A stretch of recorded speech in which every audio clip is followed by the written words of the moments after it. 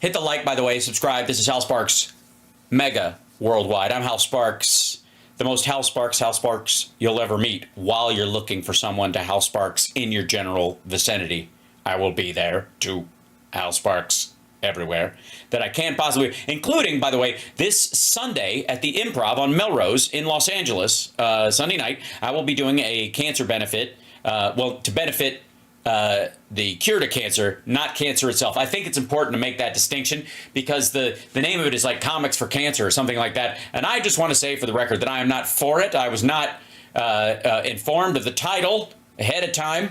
I would have said clearly Comics Against Cancer would have been a much better title. But then they were worried we would lose, 1 out of 12 of the astrological signs in Los Angeles wouldn't show up, and cancers are big givers apparently, so they didn't want them to feel excluded. So including I think the woman that Paul Stanley was trying to have sex with in one of his songs, where she's a dancer, a romancer. I'm a Capricorn, she's a Cancer. We want that woman to still feel like she can come to the show. And I believe she would be in her mid to late 70s now. So it might even be a bigger concern for her. So that said, Trump, that was as brutal as you thought. Then the next morning, he skips out on this black podcast he's supposed to go to. And he goes to Fox and Friends in the morning, and then Bongholio's podcast, but it's not in his normal studio. It's like at the Sirius XM studios or something like that.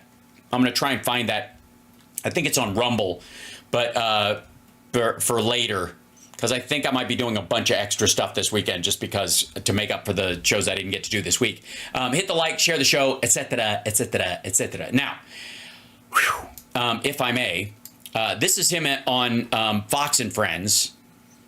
Thanks for tormenting. Absolutely. So, hey, we covered the whole thing. Don't forget. All right. So there's Gaffigan. Right here in the Sit right over here. I'm the official audio guy for today.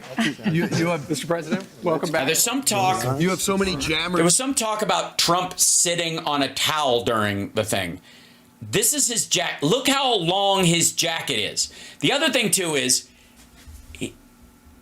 he's got to be shrinking because she's not that tall.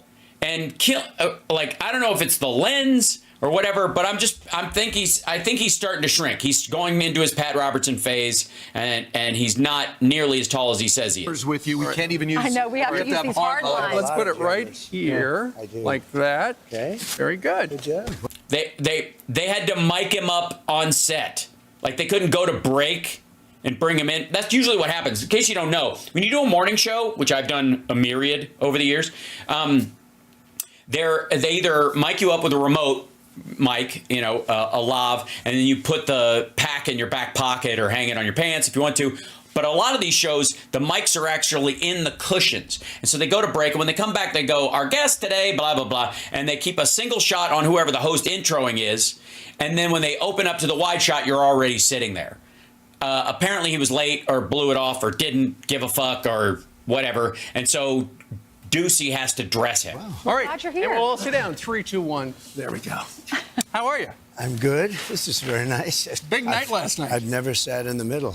It's great, right? Yeah, it's usually where they put the woman in the short skirt, you fucking creep. That's what the flowers are there to do, so that all the pervy old men who watch Fox and Friends can go, today's the day.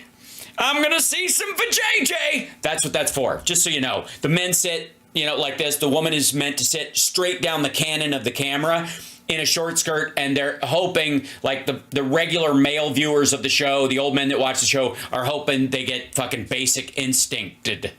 I don't think anyone, It's the first. no one sat in the middle. I've never seen Yeah, except the woman. anybody. He's in the woman's seat. And there's no shame in that.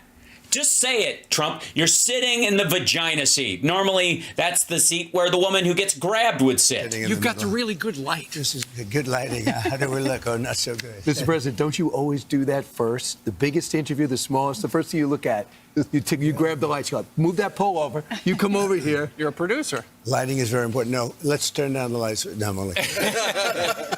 Well, what did you think of nice last night? room. What did you think of last I night? thought it It's a nice room, good lighting. That kind of turn the lights down. I don't like it. Anyways, I don't normally. We're just chit chatting. It was great. I thought, Yeah, Ducey is 6'1". The fuck is happening? This guy must be 6'9". She's got to be 6'3". Look how big her head is. Look how big his head is. Look at this guy's 6'1". Look at his head. Look at Trump's head. I got it. Has this all been bullshit, or is this like old Hollywood stuff? Are we going to find out that everybody in the Trump administration was meant to walk in a trough while he walked on on planks that they built above the ground and make him look taller? it was for the Catholic Church, really, and for a lot of good people, a lot of good causes, and unusually. Yeah, what were those causes? The Catholic Church? Actually, she didn't show up. You would have thought she would have shown up last night. You were surprised. We were all surprised. But they told me it's only teleprompter for the comedian. I said, give me the comedian. No, I didn't get, so I had to do it sort of like, and I liked it better. I think I liked it better. But No, he did not.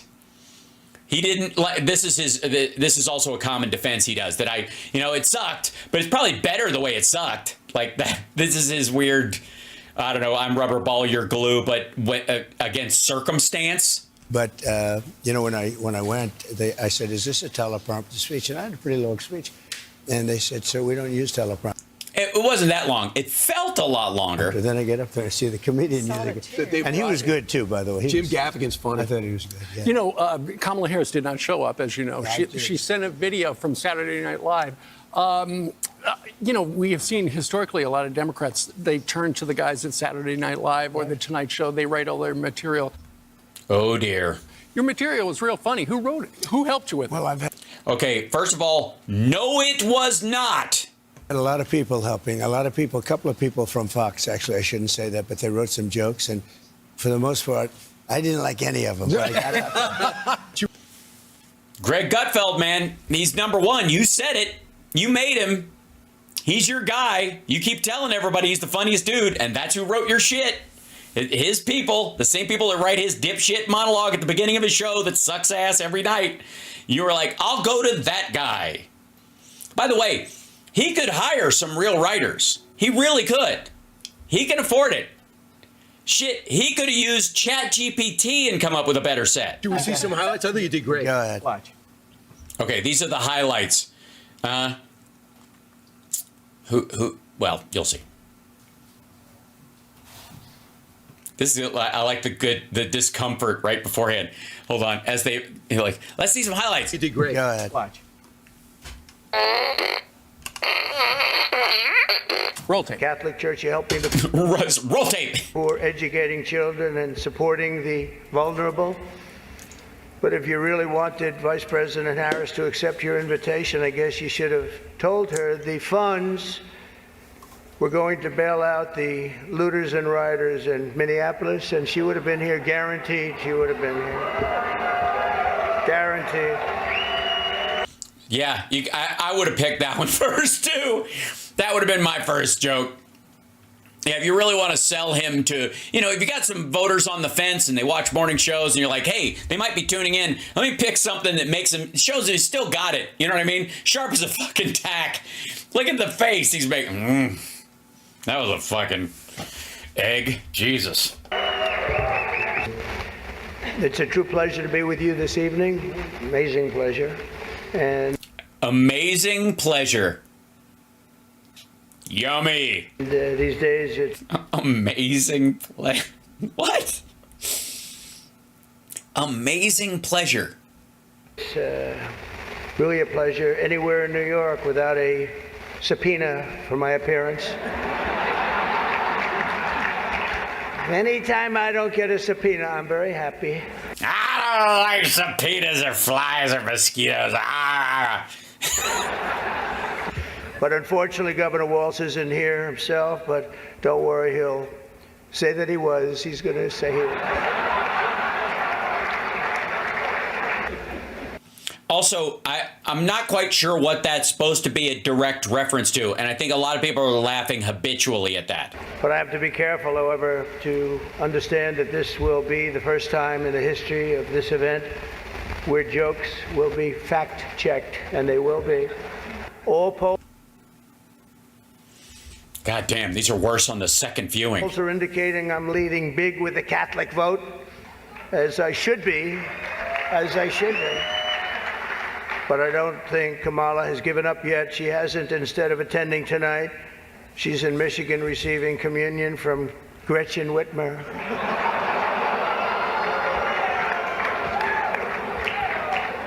That was funny. President, That was funny. you had a balance. That was so funny. Oh my God, that was so funny. I don't get it. Okay, so just so you know, Whitmer put out this video where she was like giving a Dorito to some woman or whatever. It was, let's just say, very queer coded and sexual, the way it came across. And I guess Whitmer has apologized for it. But I got to tell you, like, everybody who saw it was just kind of like, that's naughty. Like, nobody that I know of, and again, you know, consider the source. But, like, everybody that I saw or that spoke about it were like, ooh, I'm trying not to like this. It's because you got to tell these jokes, but you're sitting next to people that don't like you at all. Chuck Schumer's so how right was there. that? You know, I know him very well. I guess he doesn't like, but he likes me enough. It's a little bit, it's hard to explain. You know, I gave him his first check. When he was young, I was young. It was his first check. I don't know, is that good or bad? But it was the first check that he ever got. He was running for, I think, Assembly up Bullshit. in New York. And Oh, he's talking about the Tiananmen Square thing? Is that what you think that's a reference to? Okay. he got it from me. So So we should blame you for the rise of Chuck Schumer. right. It's all on blame you. me for Right. Defeating Al What- It D'Amato. was New York. What did Mayor Adams say to you? Because y'all, I mean, he's a Democrat, you're a Republican, but you can relate because of these subpoenas. Letitia James, she was in the back row. the weaponization. No, look, I've been investigated more than Alphonse Capone. I say No, he has not. it. But Adams, he came out against the immigrants, you know, against the destruction of New York, frankly. He did the right thing. I said, he will be indicted within 6 months. And he was. They indicted him. Why? Were you in business with him and you realized that he was going to, I mean, did you know the same criminals he was engaged with? Now, I don't know if it's legit. I haven't looked at it. Well, then shut the fuck up, one would think. If you're running for president, you should treat kind of what you're talking about with a little more seriousness than some off-the-cuff fuck that's on Fox and Friends on the random. But it seems very suspicious when he comes out. Here's a good idea.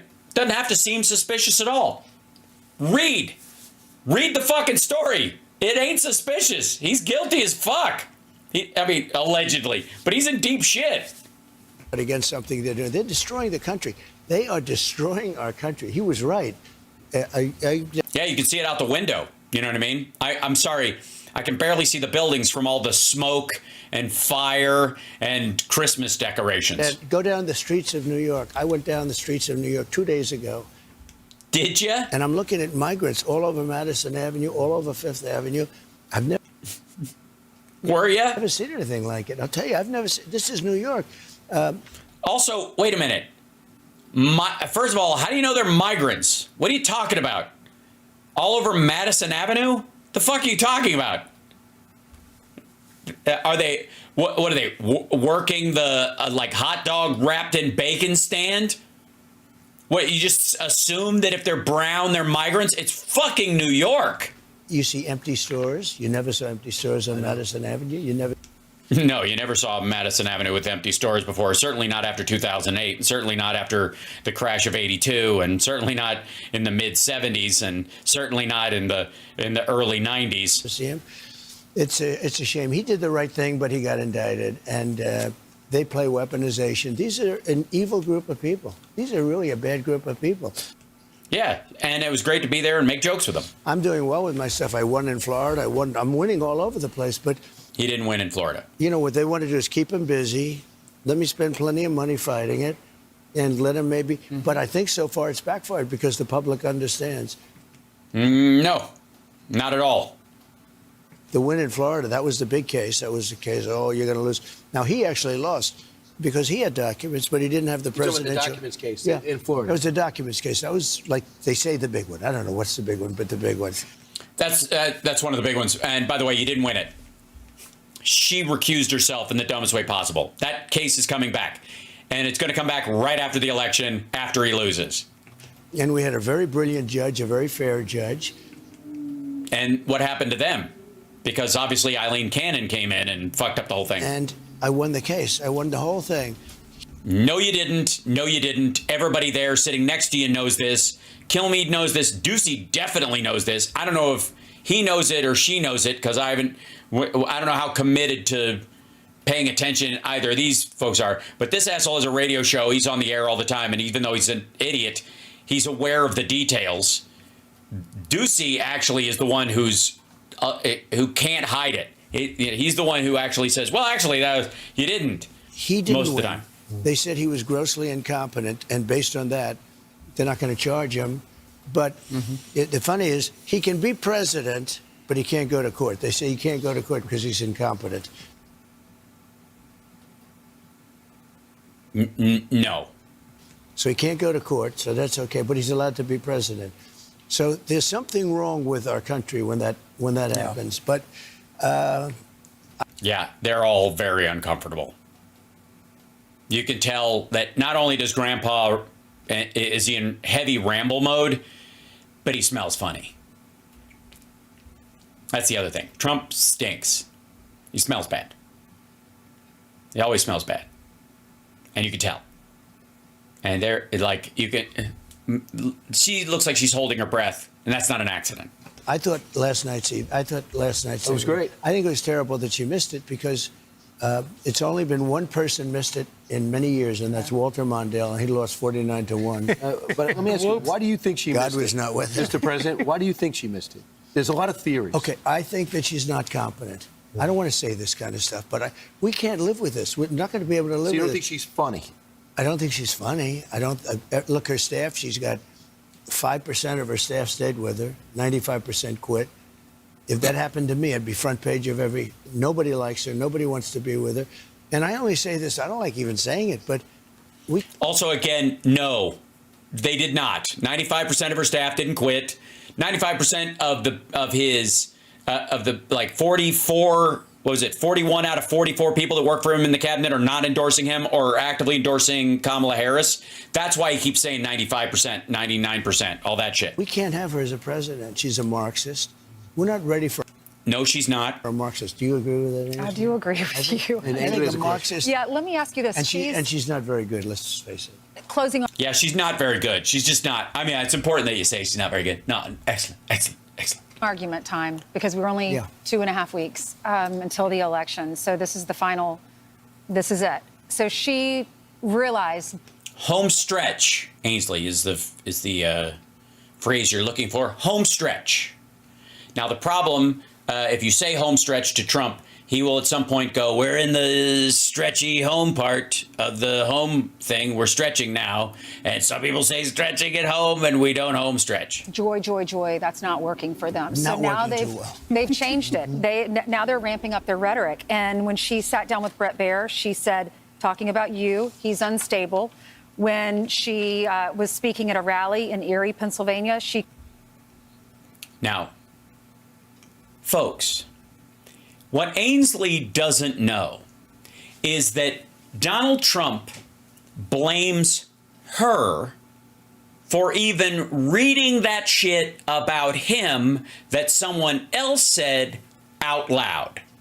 You don't get to cue him up free and clear. You don't go, somebody said something shitty about you. Repeat what it is so that he can slam them like you would with a normal person who's kind of in that mode. This assumption about Trump is that he's an attack dog. And so you can read this to him, and what that does is basically just like wind him up, and he'll fucking knock her out of the water. The weird part is, blow her out of the water. The weird part is that he blames her for reading this out loud, for actually saying it. She's part of the problem. He does this all the fucking time. He gets mad at people. He does it, and J.D. Vance does the same shit. They do the exact same shit. He does the same shit when he's at one of these events, and somebody goes, people have said this and people have said this. Why would people trust you for your vote? And that's what they're doing in that situation. And all politicians seemingly learn this trick fairly early on, that this is an opportunity to sell yourself. Why would this voter trust you? Here's why they can trust me. Because I do this, this, and this, and my opponent does this, this, and this, or won't do this, this, and this. It's pretty simple. But the minute you get defensive about the person who asked you the question, you look like a shitheel. When you get angry at them for asking you, as a surrogate for voters you have not yet convinced, you look like a dick. You look weak. And Trump has never grasped that, and J.D. Vance will never get the chance to. He called you unstable and unhinged. And then in this new ad... And fat. Also, she pointed that you have a nunt, and your skin is weirdly oranged, and you don't know how to blend your temples. They've rolled out. She's saying unhinged, more unstable, and unchecked. And then this caller that called into Charlemagne the God, his Breakfast Club show. See him getting mad at her for, you're not supposed to read these things. We're just supposed to pretend nobody says anything bad about me. Very respected people say great things about me all the time. You're not supposed to bring this shit up. That's what look at him. He's fucking twisting. This is actually so nice. Ainsley, I want to take back some of the things I've said about you. You're a hero, and none of us knew you were a mole for our side who knew exactly what it would take to diminish this idiot on Fox. Yeah. This caller says, I have a sneaking suspicion that if Trump wins, he's going to use this law to put anyone that doesn't look white in camps. And I'm scared. And she says, yeah. So you've hit on a really important point. What is your response and what is your closing argument?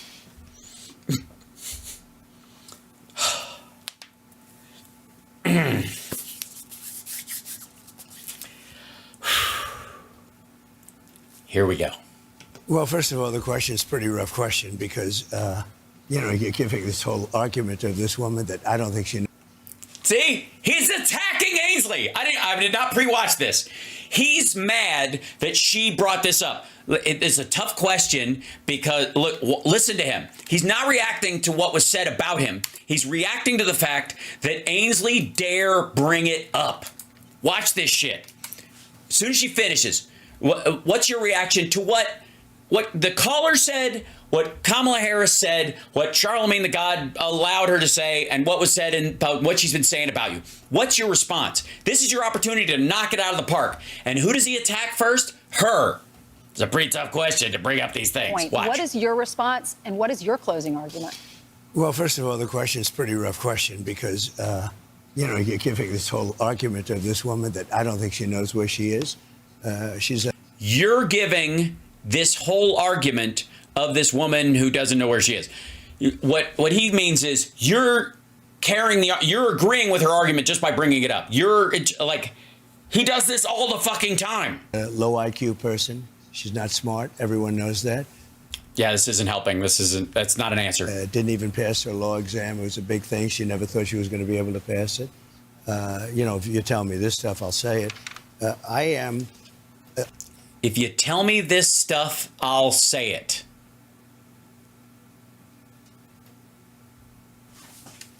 What does that mean? Do you think it's like his staff, he's like, tell me something about her that I can slam because I don't know anything about her, and he's just regurgitating a sentence he said in passing weeks ago? If you tell me this stuff, I'll say it. I am a person that they are a threat to democracy. These people are misinformation people. They'll say, They're misinformation people. Go out with this one. They've tried many different things. They tried, he's a dictator. He's going to take over the whole world. He's a this. Every week they try something else. So far it hasn't worked. I guess. By the way, every week they are simply responding to shit he says. The dictator thing came from his remarks. Democrats did not go, he's like, we've referred to him as a fascist and that kind of stuff, but he was the one who brought up, I'm going to be a dictator on day one. That's him. Yes, that's the attack they have for this week. It doesn't seem to be working. I am the most stable human being. Remember, they said, I am the most stable human being. Well, that settles it. I don't even know why. Way to just end the argument right there. I am the most stable human being.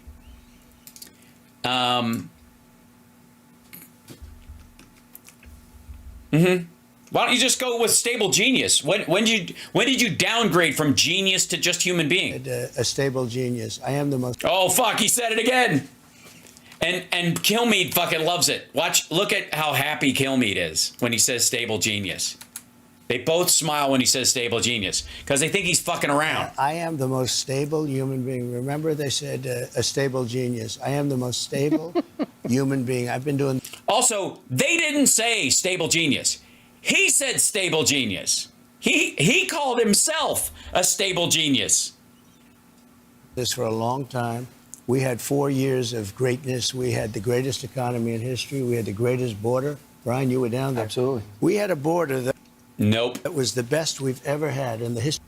Right, and then you had to build a wall, which built an access road on the southern side of it and allowed people to walk all the way to the end of the wall and around it when they would have had to traverse difficult terrain beforehand, but now they can roll a fucking rolling suitcase down that road till they reach Indian land or private land and walk right around the wall. And unless people get permission, the native tribe or the people who own the land give the government permission to catch those people, they can at least stay on that land until they can wait till, I guess, the trucks go away and then they run through. And that's it's a brilliant plan. It's great.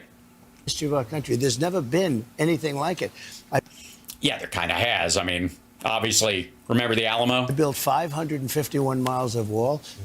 No, he built like 30 miles of wall. The wall was already there. He turned, a couple hundred miles of barrier into more wall, but it was still wall. Which is far more than I said I was going to build when I campaigned. No, he said he was going to do a big, beautiful wall across the entire southern border, 1,000+ miles. I had a border where the drugs were at the lowest level, the human trafficking. No. COVID brought everything to a standstill. You don't get points for fucking things up so much that cartel members don't want to come into the United States because they're afraid of dying of COVID. Traffickers in women. They traffic in women. Everything was at the lowest level. I got kudos. Again, in April of 2020, when everything on earth was at its lowest. Excuse me, the Border Patrol gave me, with thousands of people, unanimous, every single one. They endorsed you, Mr. President. They endorsed me. What can you do better than that? And, Mr. President, you're gaining with minorities. And, I've been going across the country to these barbershops. Yesterday, you said you wanted to go. So we went to the Bronx yesterday. Here's a little bit of what we saw. Yeah, again, we went to the Bronx. Fox sets up this outing, arranges for the whole fucking thing. They tent off the street in front of it, and he goes to this barbershop. You guys are the same as me. It's the same stuff. We were born the same way. What? C-section? What do you mean? I grew up in Queens and all of that. I mean, it's. I had a great father. I had a father who was a great guy. He was tough but good. Big heart. Yeah, unless you were a black tenant. Big heart. Did these people know that? Did the people in this barbershop know that the very first lawsuit against Trump and his dad was because they would not rent to black people in his buildings? And he was a construction guy, pretty much, and a pretty much real estate guy. And he was a real estate guy and a construction guy, pretty much. And I learned a lot from him. He was great. But I know you people so well without knowing. You know who? I know who? I learned a lot from him. He was great. But I know you people so well without knowing. I know you people so well without knowing you. I know you so well. When I walked in here, I said, this is home territory. Uh-huh. So, Mr. President, we're going to play the full thing on Monday, but what was that experience like? There was so much love in the room. Yeah, there was so much love in the room because we asked everybody who wasn't a 100% supporter to leave the building. It was like people that I grew up with, actually. No, it is not. All different types, everything perfect. All different types, everything. Yes, Donald Trump grew up in a United Colors of Benetton ad that was heavy on the you people. The area was incredible. The traffic, there were thousands and many thousands of people standing outside this barbershop. The owner was great. Yeah, it's New York. That's true of everywhere. The son is actually the owner. He's already made that passage. But the people were fantastic. We could have stayed there for 2 hours, right? It was great. Why do you think you had to leave early? they're giving you a shot They haven't voted for Republicans in years like this. So what are you doing on the ground differently that is attracting black men, Hispanic men?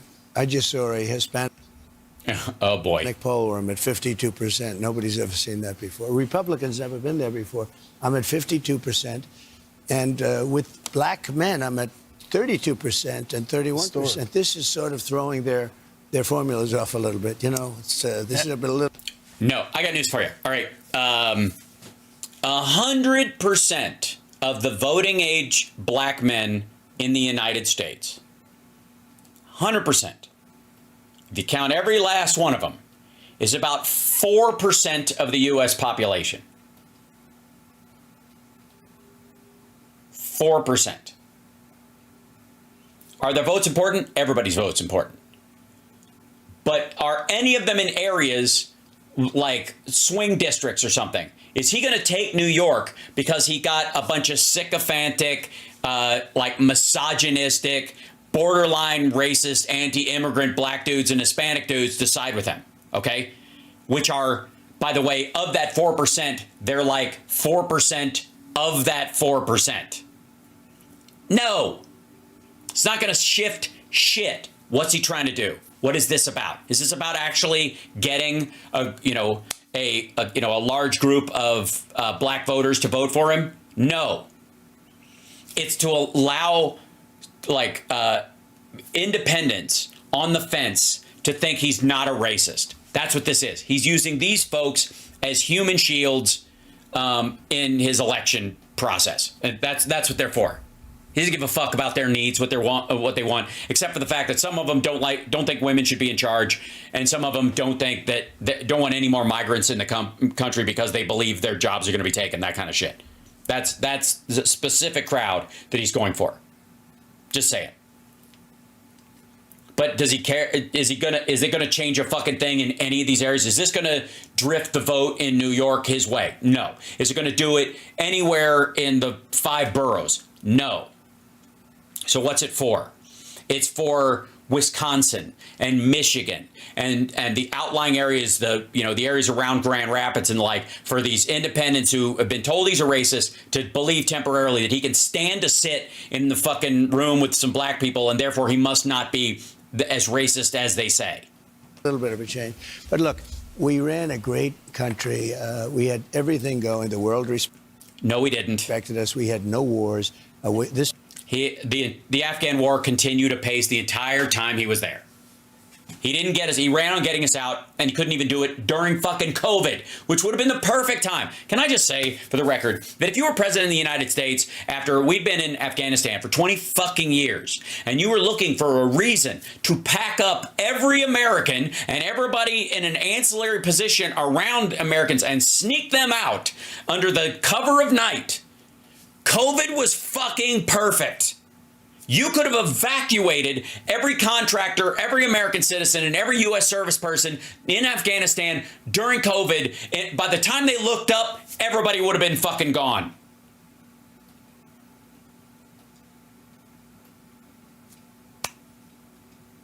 Seriously. If he wanted to, if he's actually committed to this shit and he hadn't been scared by the generals who were telling him that if you pull out, there's going to be some deaths because that's how it's going to work. We've been there so long. If you try moving people out, they're going to start killing people. The Taliban's going to start moving through all that shit, right?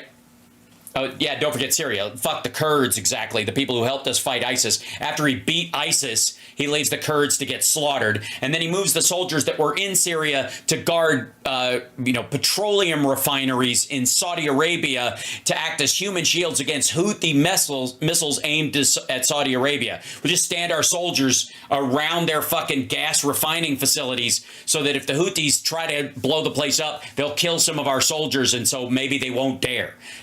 Get the fuck out of here. No wars. And also, Biden didn't start Ukraine. Biden didn't start fucking Gaza and Israel. Both of those have been going on for a long fucking time.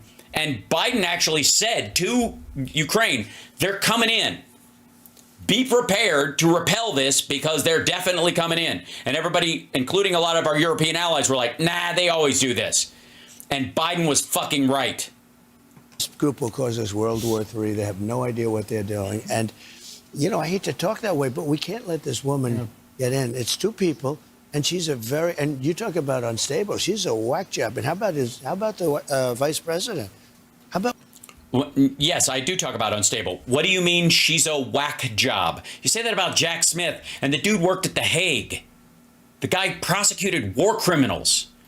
Trump thinks he's a whack job and deranged because he has a fucking beard. But Waltz, I mean, he's not He's a sweetheart. He's a good guy. He's very smart and an excellent governor. qualified to be doing this. He is. I mean, you have to look at the vice president very seriously, and you compare. Really?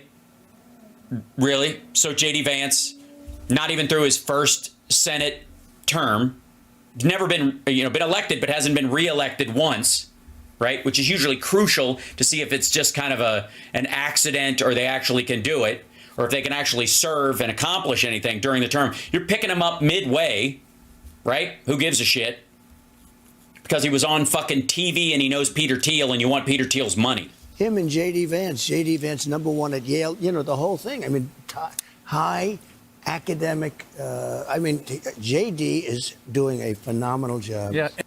No, he isn't. He literally has the worst ranking of any vice presidential candidate in history. He's amazingly unpopular and comes across as a robotic douchebag. The motherfucker can't even order donuts. And he was with us on the yesterday. Joined us from the Washington D.C. area.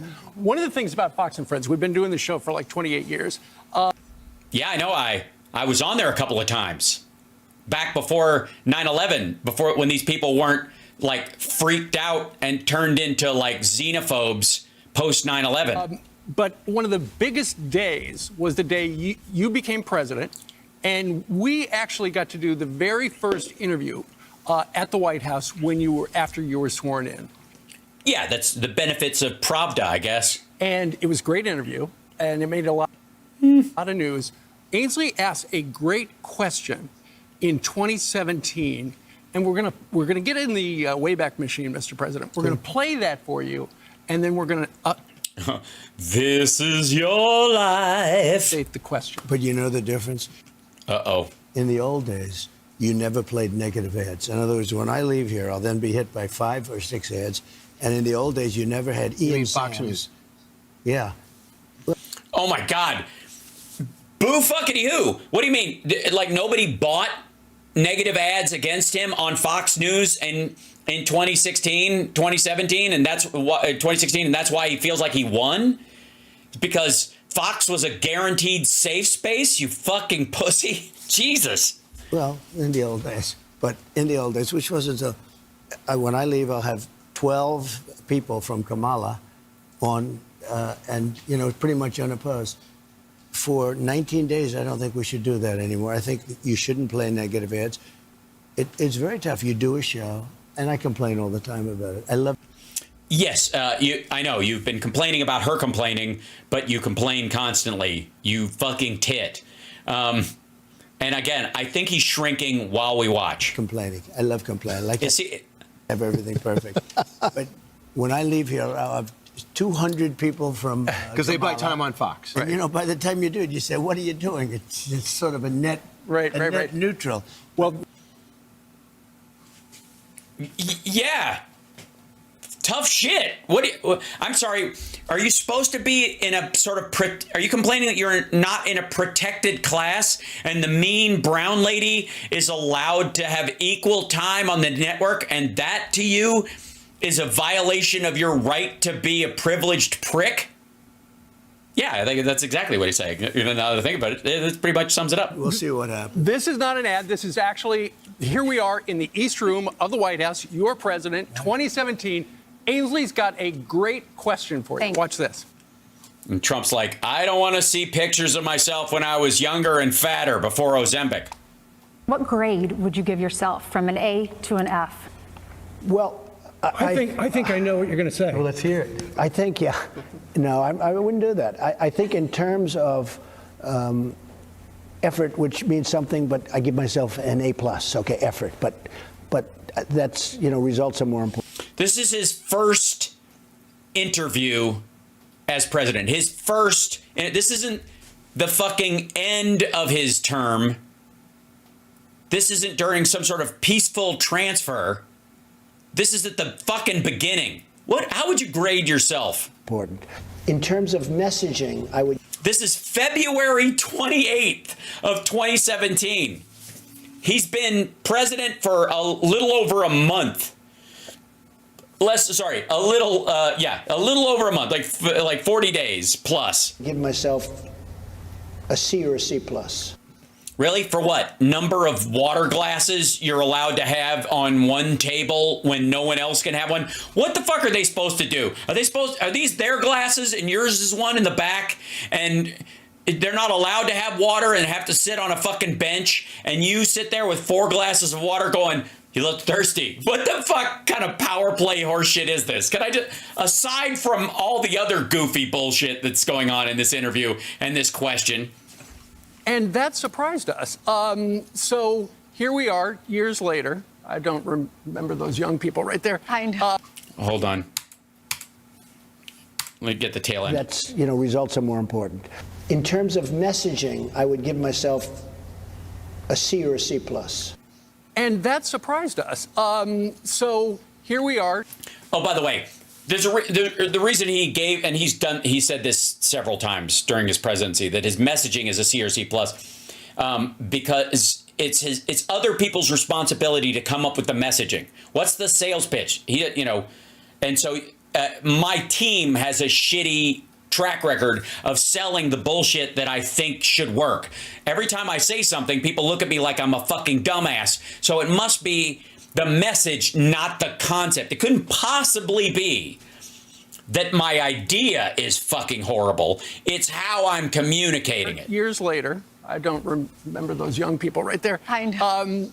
What kind of a grade would you give yourself for the campaign thus far? You got 2.5 more weeks. So look, I've had 3 campaigns, and I won the first one. I did much better in the second one, getting millions more votes. And this one, I can say there's more enthusiasm, and we had a lot of enthusiasm for both. I won.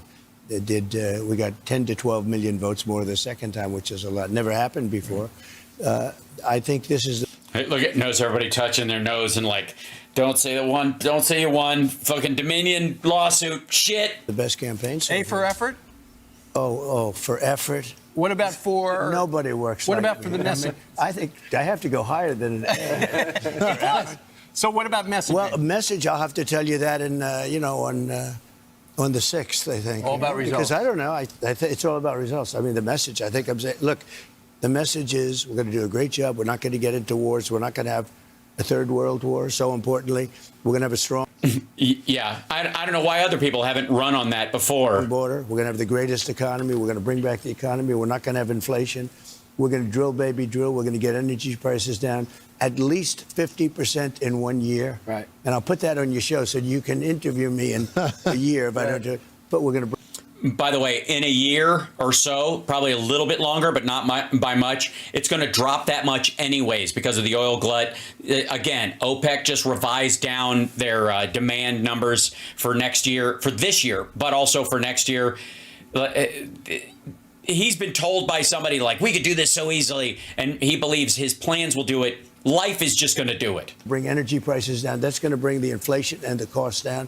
Now, we're going to make this thing really good. We're going to bring a lot of companies back in to the U.S. Jobs are going to be good.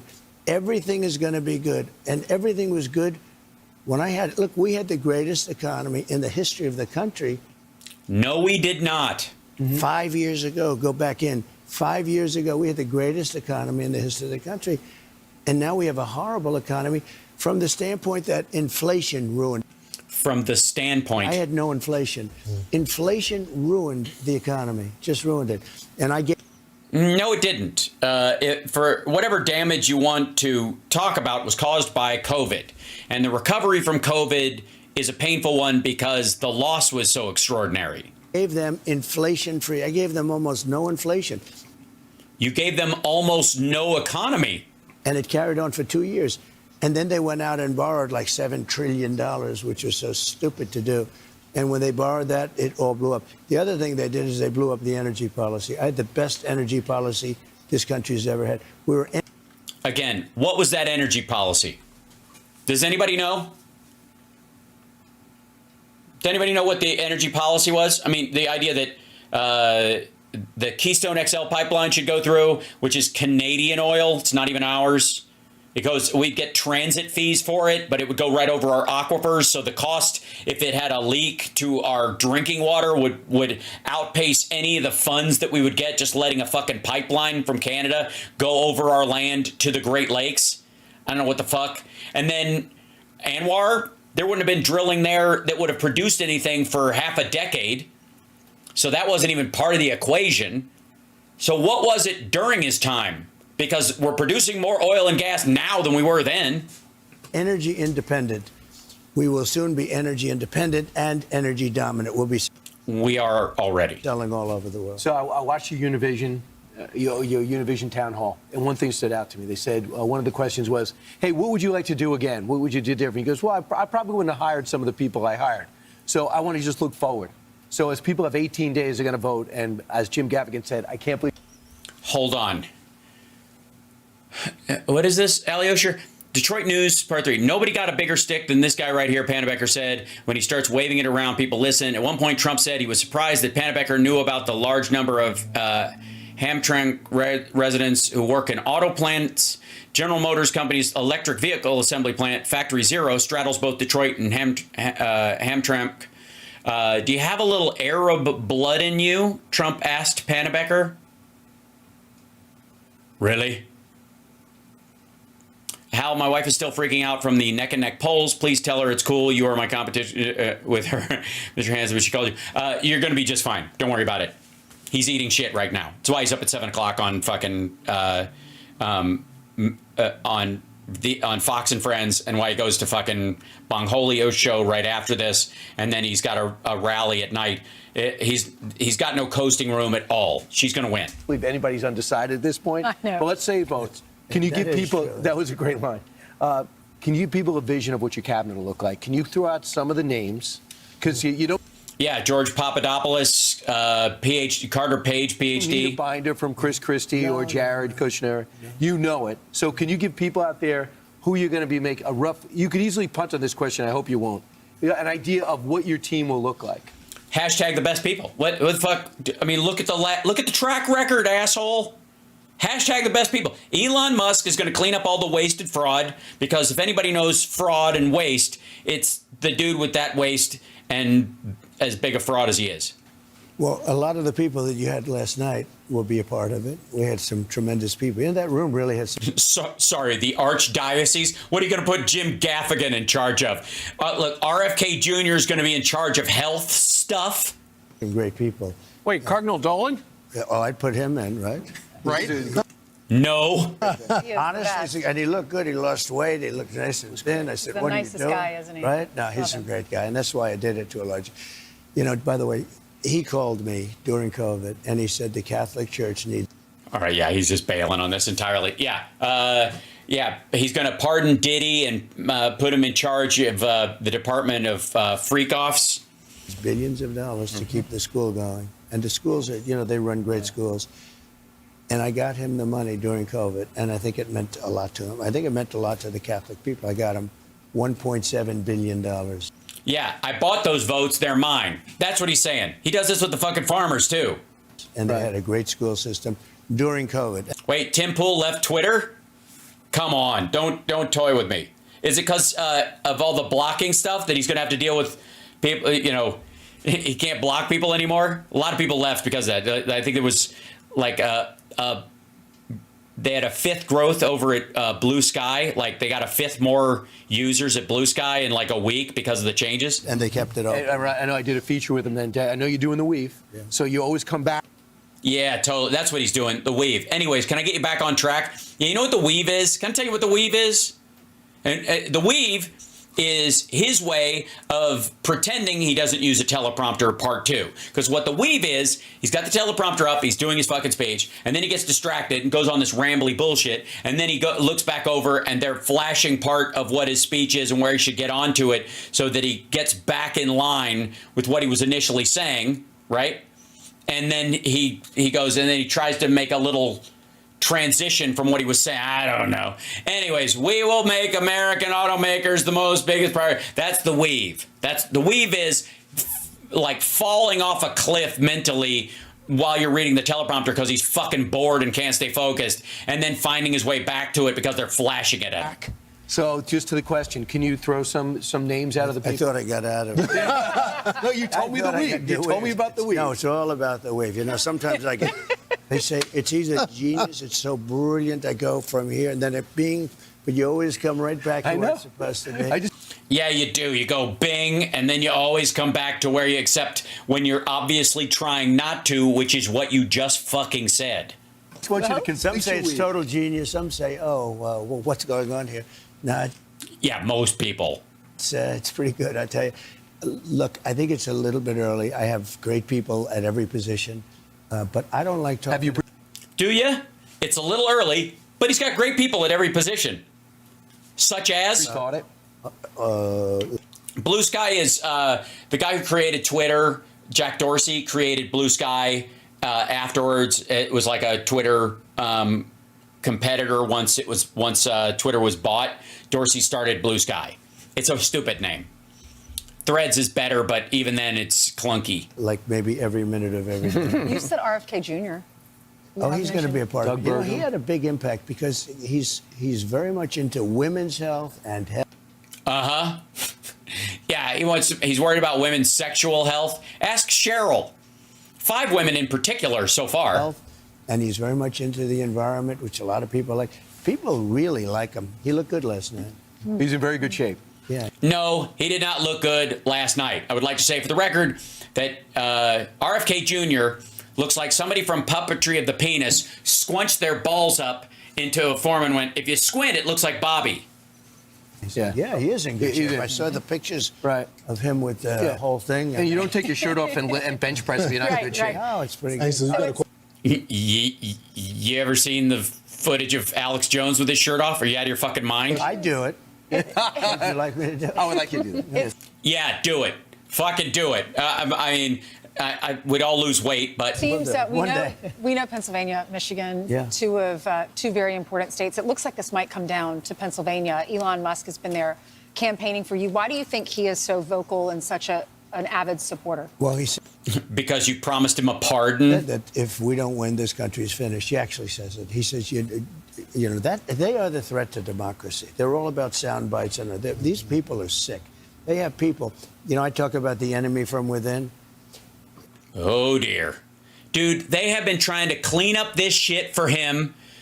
Brett Baer got in trouble because he was trying to clean this shit up. Harris Faulkner was trying to clean this shit up. This is the same stuff that Hannity went through with the dictator for a day stuff. Shut the fuck up. This is a terrible talking point. I don't know why the fuck I don't mind because this is lunacy and it's going to be one of the big reasons why he loses. Right? But like, look at fucking like Killmeat. He's like, shit, don't do it. Don't make another clippable piece of you saying we have they're worse than China and Russia and they're inside the country and we'll have to use the military to deal with them. What person wants to have open borders? What person wants to have men playing in women's sports? All of this stuff, it doesn't make sense. It's no good. It's horrible. But Nobody.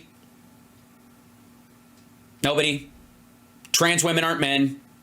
Autogynephiliacs aren't trans. Fuck you. And the border's not open. And we could have had it even closed more if you hadn't killed the border bill. So shut the fuck up. Don't bring up the border. It's a bad idea. they have an open border. They're going to. No, we don't. We do not have an open border. Stop telling people the border is open, hoping that this airs in South America so that people go, oh, fuck, it's open. Let's go. Always have an open border. By the way, the only people who say we have an open border, Republicans. If anybody in any other country in the world heard that the border is open and you can just walk right through, they heard it from a Republican. They heard it from this asshole. They heard it from Ted Cruz or fucking Marjorie Taylor Greene or Mike Johnson. But they don't hear it from Democrats. Not a single fucking one. We'll have. So they let 21 million people into our country. Of the 20. No, they didn't. Recidivism being what it is, probably the number is like 3 million who actually crossed into the country. Not all of them got to stay.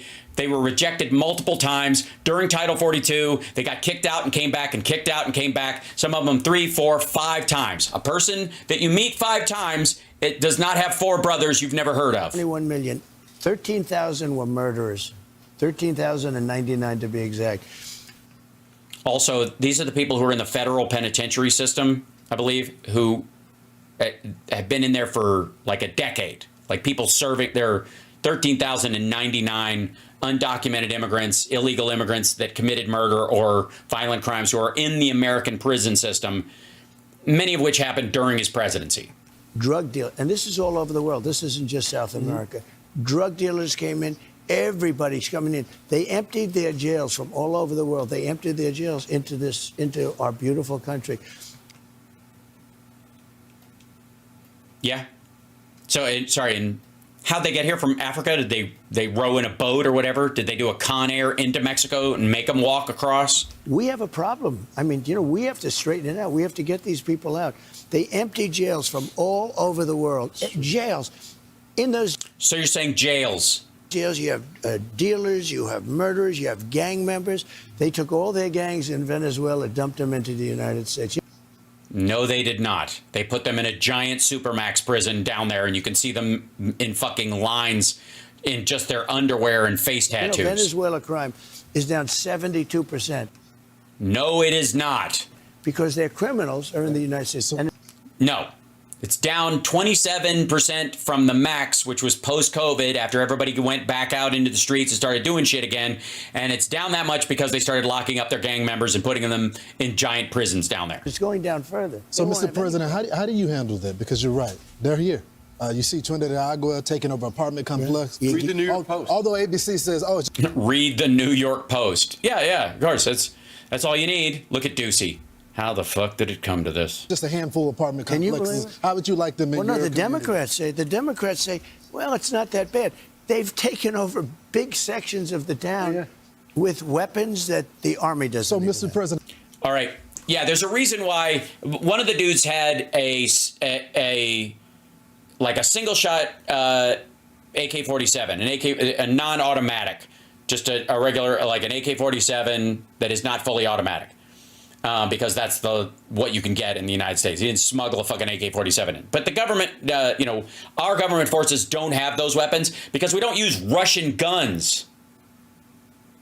What are you talking about? It was like 2 Glocks and a rifle in that video that he keeps talking about. Again, what the fuck is he like? This is so stupid. I don't understand why people don't, like, they have to be cocking their head when they hear this shit. And he insists on doing this. Like, our army doesn't even have this. You know what I mean? After you get rid of the criminals, okay, you wipe out all the gangs.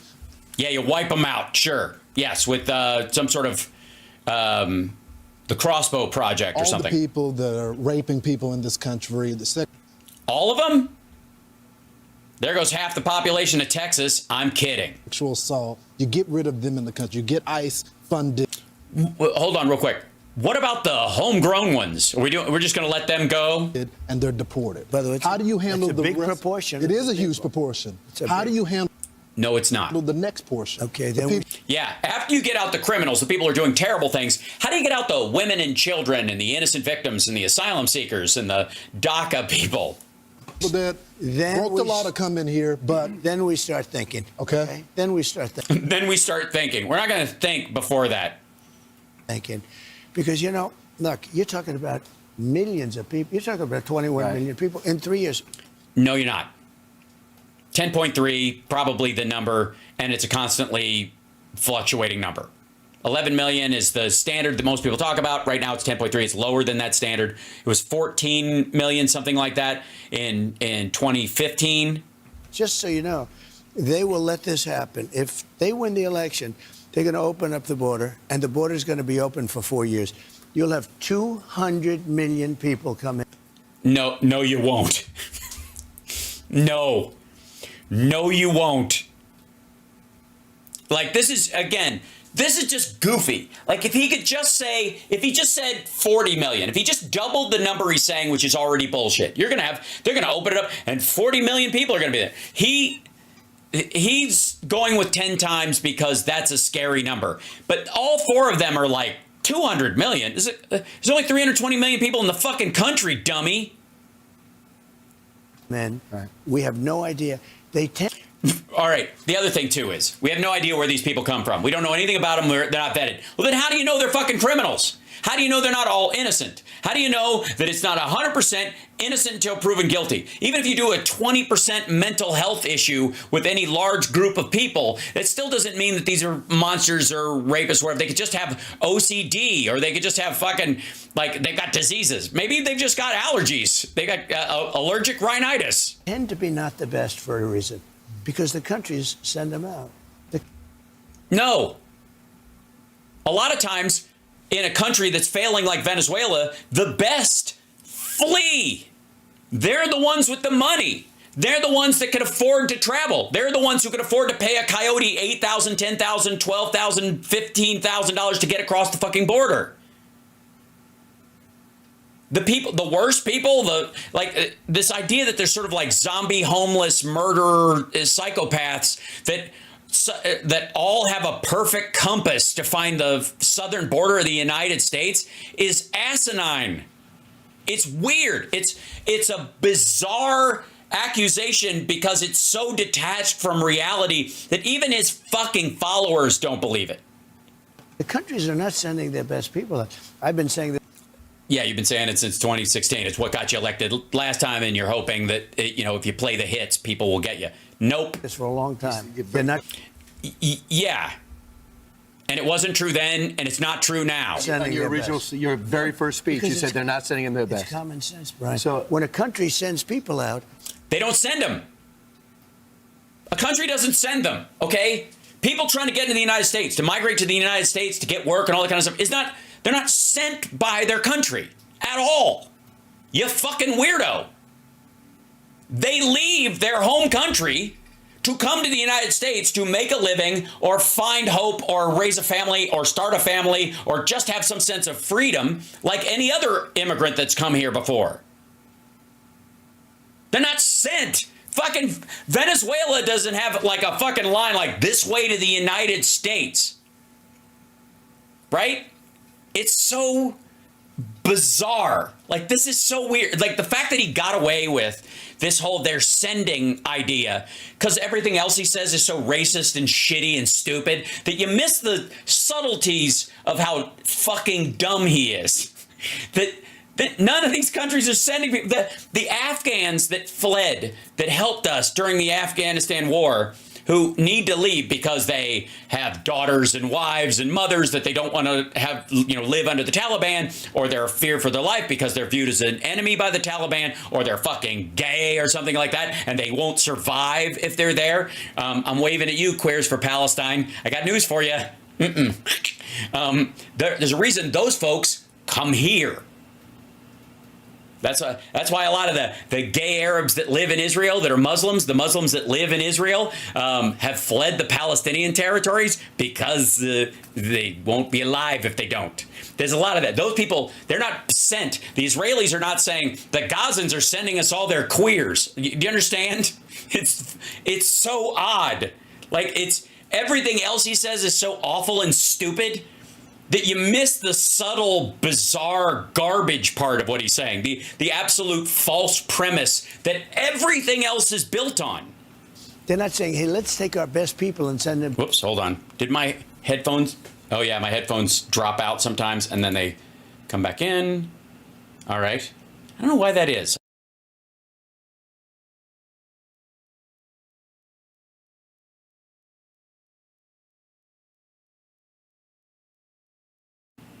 It's a weird thing. Sometimes my hip, check it to check. Yeah. Sometimes my headphones just disconnect for a minute. I don't know what happens. We talked about this, Rob and I, before the show, that I always, some reason, the left ear pod, whatever I'm using, anytime I get a set, they last a little while and then the left one dies. I think it's my head. How is the civics course I wish I'd paid attention to back in the day?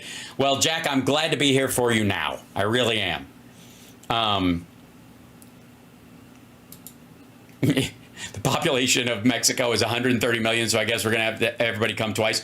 Well, you know, honestly, I'm for everybody coming at least twice. I'm just, you know, magnanimous kind of a guy. But,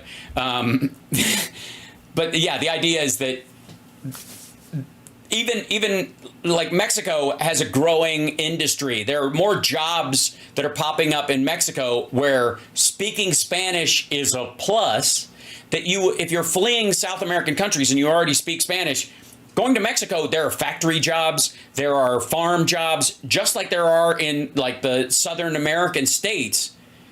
But again, you don't have to learn English. Like you're already there. You're already ready to work.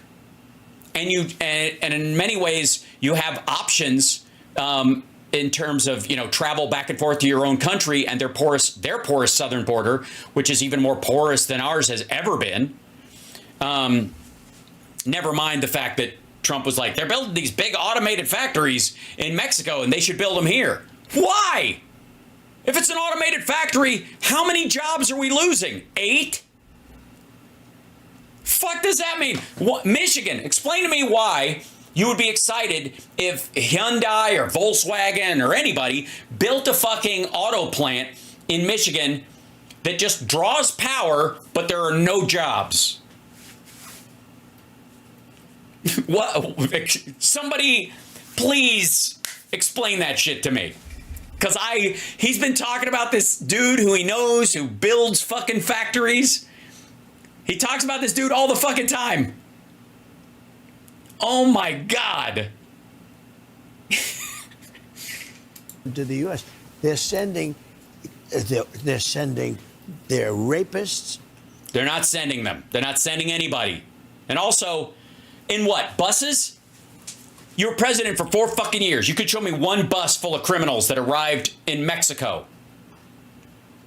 Mexico gives you 28,000 soldiers because you threaten them with all these tariffs.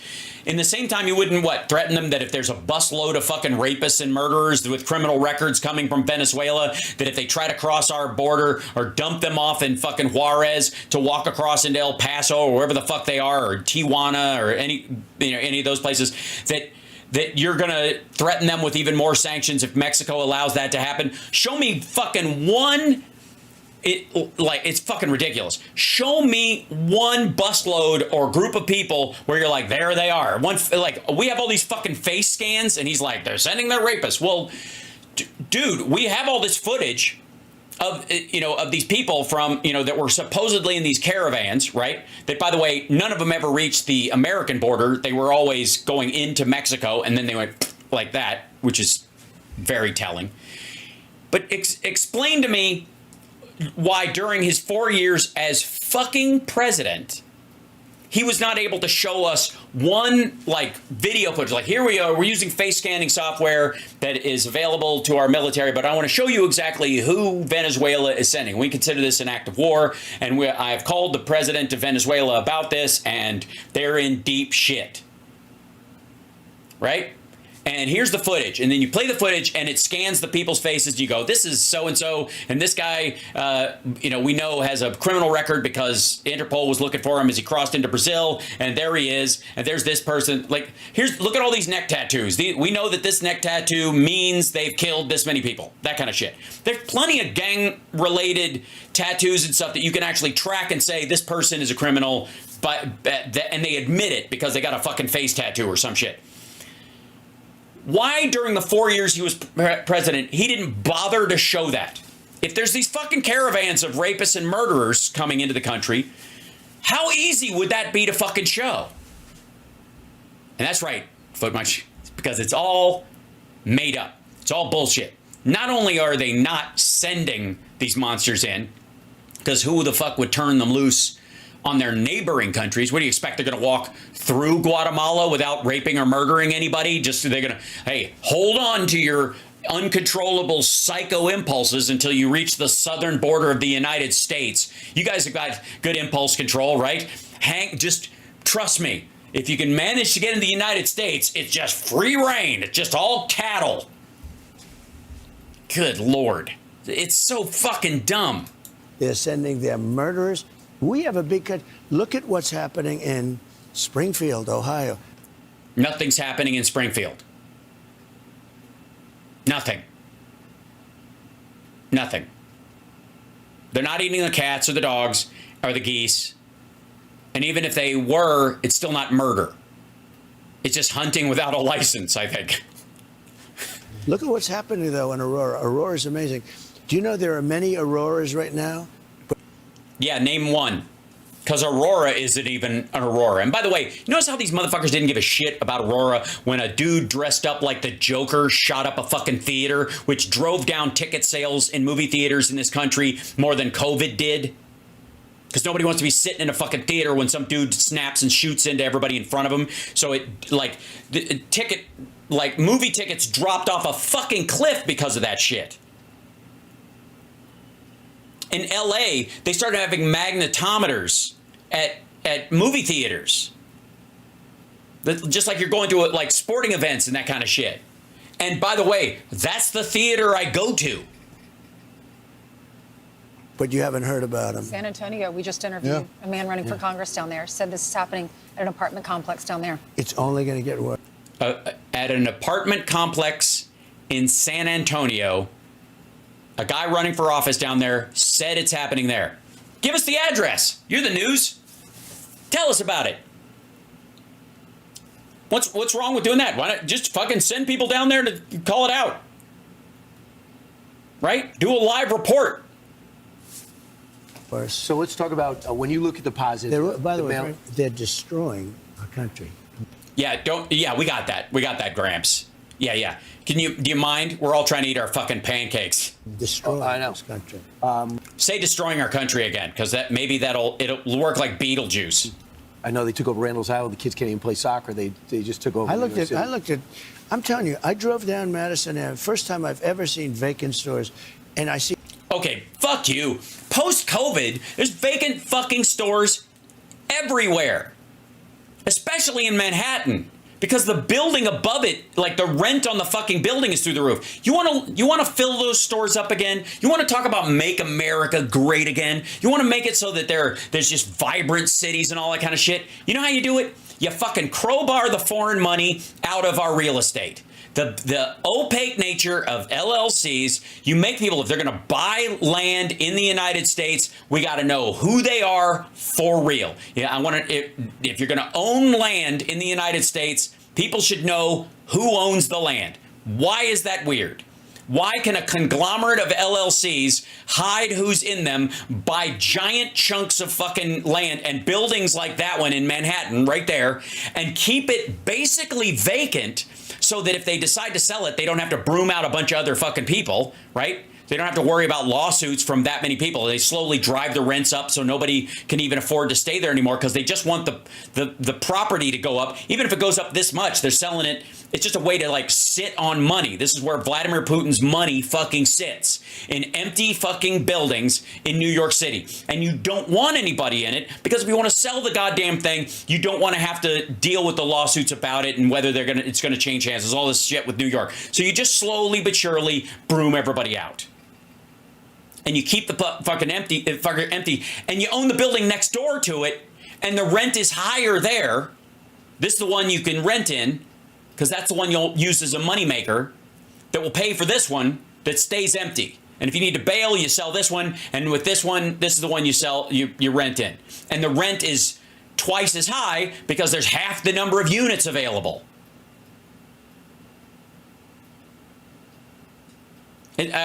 Francie says pure greed. I don't even know if it qualifies as greed.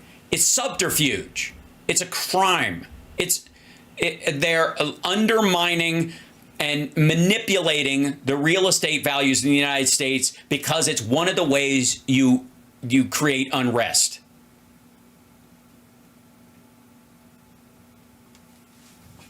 See migrants from foreign countries, the people that came in, they're sleeping all over the streets. Can I get you that when you?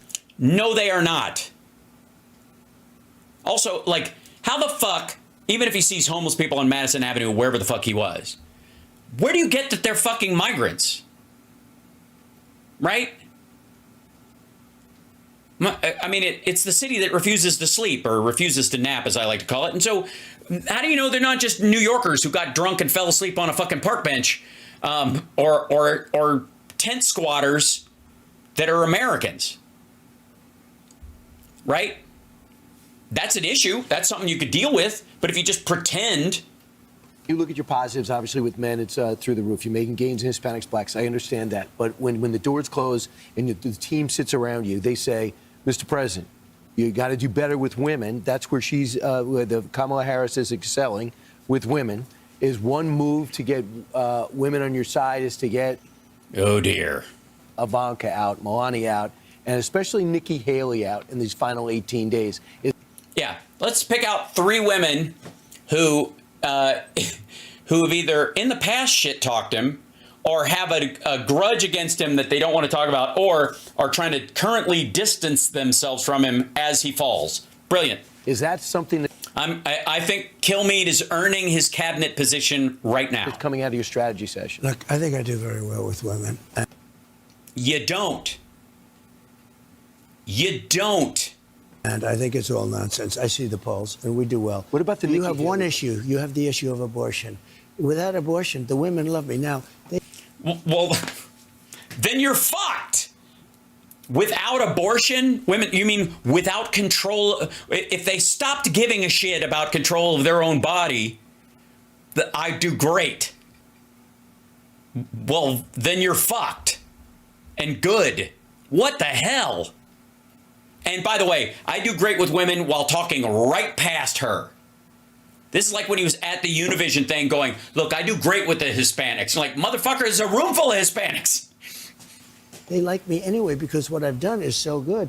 I've taken this issue out of the federal government and put it back to the states where they're voting. Yeah, no. That's not what's actually happening, fuckhead. That's literally the opposite of what's happening. You caused your biggest problem in the election. It's he knows this. That's why he's like, everybody told me it should go back to the states. Everybody wants it to be back in the states because he wants to distance himself from the decision. Voting, and I believe in exceptions, and most people do, for rape and all of, rape, incest, life of the mother. But well, then you believe in late-term abortions because life of the mother abortions happen mostly in the third trimester. That's when they really become crucial and they have to happen. And there's, you're beyond the point of where a C-section might solve the problem or something. It's when something has gone drastically wrong. It's usually anywhere between the 5th and the 9th month, and specifically the last trimester, or God forbid, in the last month. It's terrifying and sad, and it's horrible when a woman goes through it. And all of them were looking forward to having a baby, and this motherfucker is like, well, you're shit out of luck. You shouldn't have bit the apple. I've done so, and I think I've taken an issue. So could I amend my question? Let me just say, that issue has torn our country apart for 52 years. No, it hasn't. It was settled law. We got through multiple Supreme Court justice confirmations because they all agreed it was settled law, even the ones that were lying. Now it's tearing the country apart. And it's not tearing the country apart. It's tearing the Republican Party apart. And good riddance to bad fucking rubbish. No legal scholar, no Democrat, Republican, no liberal, conservative wanted it to be in Congress. They wanted it to be out of the federal government. Bullshit. Just garbage. And this has to be because one person told him, and it's just what he wants to believe. So it's not his fault. And again, this goes to the whole this person came very highly recommended. It's not my fault. I chose them. I didn't want to do these jokes because the World Series, but they gave me these jokes, so I have to say them. I didn't want to send this back to the states, but every legal scholar said that's where it should go. It's all just passing the buck. It's lazy and fucking weak. I got it out through 6 very brave judges who were also brilliant. And now... Liars. All of them liars. All of them lied during their confirmation, said it was settled law, with the idea that one day they would outnumber the liberals on the SCOTUS and they would vote it. They would get rid of it. They all lied. Amy Coney Barrett, probably the most direct. Kavanaugh, absolutely. The rest of them lied more subtly, never thinking they would get the chance. But those two were put in there specifically because they were the deciding vote, the number that got them over the hump where they could make this decision specifically. That's why Trump got 3. That's why Mitch McConnell held out. I mean, as much as he wants the fucking evangelicals to hate Mitch McConnell, they fucking don't, because they all know he got 3 judges because of Mitch McConnell. And that's why they had enough votes to overturn Roe. And once he's done it, he's just going to fuck it up. Oh, they're voting. Ohio voted. And it's actually a very liberal vote. Kansas, very liberal vote. But Right, which is exactly why the pro-lifers are going to insist on a nationwide ban as soon as they can get one. people are voting. You think they're just going to give up? Does he think the people that killed Dr. Tiller are just going to give up? They're like, well, you know, the people voted state by state. I guess that's it. They wanted it to be in the states and a vote of the people. But that issue, maybe some women. Okay. But they're going to find. Maybe some women. You know, some women want bodily autonomy, but some women just like being trad wives who listen to their husband. I'm going to do a. This year, Betty voted. Upset at that question. Well, the country's coming together now over that. And they get. No, they're not. Well, I will say women across the political spectrum are coming together based on this to vote against you. To vote. They're actually voting on the issue. Yes, they're voting against it being a state's choice. They're voting for Kamala Harris. A segment of the Republican Party that likes Nikki Haley, and they are reluctant to jump. That would be him. Into your column. She wants to help. She said, if he calls me, I'm there. You guys used to be tight. In the last 18 days, will you call her and say, come out with me? Yeah, I'll do Yeah, whatever. what I have to do. But let me just tell you. Yeah, I'll do what I have to do. Nikki Haley and I fought, and I beat her by 50, 60, 90 points. I beat her in her own state by numbers that nobody's ever been beaten by. I beat Nikki badly. I beat everyone else, too, badly. No, you lost 40%. You've already been president. You were already president for 4 fucking years, and you lost 40% of the primary vote. Biden didn't. Even with RFK and Marianne Williamson and whoever else the fuck running, he didn't lose that many. None of them got a fucking toehold. Nikki got a fucking toehold, and she kept it. And even though she's pretending to support this asshole to save her own fucking life so maggots don't try to kill her, her supporters aren't. They're not going to throw the fucking lever for him now because she said so. Frankly, I set records, both in speed. Dude, you know who set the records? Anybody who ran unopposed. You know who beat you in that record and how you beat people and how long? Joe Biden. 89% of the vote the entire time, right out of the gate. Nobody else got a fucking shot because they didn't earn it. He was and he was in office at the time. And in the magnitude of the win. Jesus Christ. George H.W. Bush ran unopposed for his second term. You do realize that most of the time when a president runs for a second time, there's either a minor challenge or none at all. That's the record. The record is you've already been president. We know who you are. We don't need to run anybody else. And everybody else knows you can do it again and get elected because you did the last time. And everybody keeps saying that. They don't say get Ron, and Ron did very well. He didn't do as well as Nikki, though.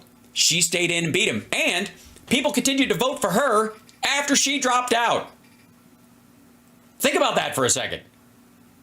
But again, I beat everybody by numbers that have never happened before. Again, you know, the best numbers you can have is run unopposed. They are. If you had to run it all, you didn't set the record. The record is baseline, is batting 300. And they keep talking about Nikki. I like Nikki. Nikki, I don't think should have done what she did, and that's fine that she did it. But even in her own state, in South Carolina, where she was the governor, I beat her by a number that nobody ever heard. And she by dropped out. He doesn't even remember. 50 points or something. And then Or something. they say, oh, when is Nikki coming back in? Nikki is in. Nikki is helping us already. But She is? Why? By not running against you anymore? it's just people keep saying, when are you bring? They don't say, when are you bringing this one? Everybody is in. And Nikki is already in. You know, she's out campaigning. And Elon No, she's not. Musk is look. Elon Musk has been in a fucking high school gymnasium. I watched a rocket ship land 4 days ago. That was stunning. I watched a rocket ship. You talk about people. This guy is unbelievable. Oh, you mean the thing he did with government money? the government contract that he's doing, that his engineers are doing, while he's selling fake robots and a fucking toaster On bus. the phone. I'm talking to somebody on the phone, and I'm half falling asleep. An important guy, but a very boring guy. And I'm like this. And the television's sort of like the sound is off. And I see this massive, like 20 story, things like 20 stories tall. No, it's not. And I'm looking. I thought it was a space movie or something. Yeah. This guy is so brilliant, and I watch it come down, and you can see it's still in good shape, but it's burned to hell because it was traveling at 10,000 miles an hour. Through it's like a piece of fire, and it's coming. It is. It's like a piece of fire. Dude can paint a picture. And I said, "Oh man, that's going to crash into the gantry." This is not good. Mr. Right? Right. And I said, "Well," and then I see the two arms grab it, boom, and it's like perfect. I said, "That could only be Elon." I called. He said, "That was me." So think of it. This guy is campaigning. He is actually campaigning for me in Pennsylvania. Right. He thinks that my winning, and a lot of people love him. I mean, he is. You know what he did with that Starlink? How he helped North Carolina. Yes. Again, the government paid for Starlink. They also have the fucking Amazon system. It's huge. And So Georgia. grateful. I mean, they had Ugh. no communication. I was there. He had it there in record time. I called him. I said, "Could you do?" They asked me, "Do I know him?" Yes, I know. He gave me the nicest. It's amazing they can't take a fucking commercial break when he's there. They have to at some point, right? Endorsement, really, of anybody. So, Mr. Having When you do morning shows, it's usually a 4 to 7 minute segment, and then they're doing ads. his endorsement meant a lot. This motherfucker will not shut up, and they can't talk to him like a normal person. Go, hey, we got to take a break. We'll come right back with the president. So, Mr. President, we got some viewer questions. Yeah. They wanted to set it up Oh, dear. for you. Ainsley has the first one.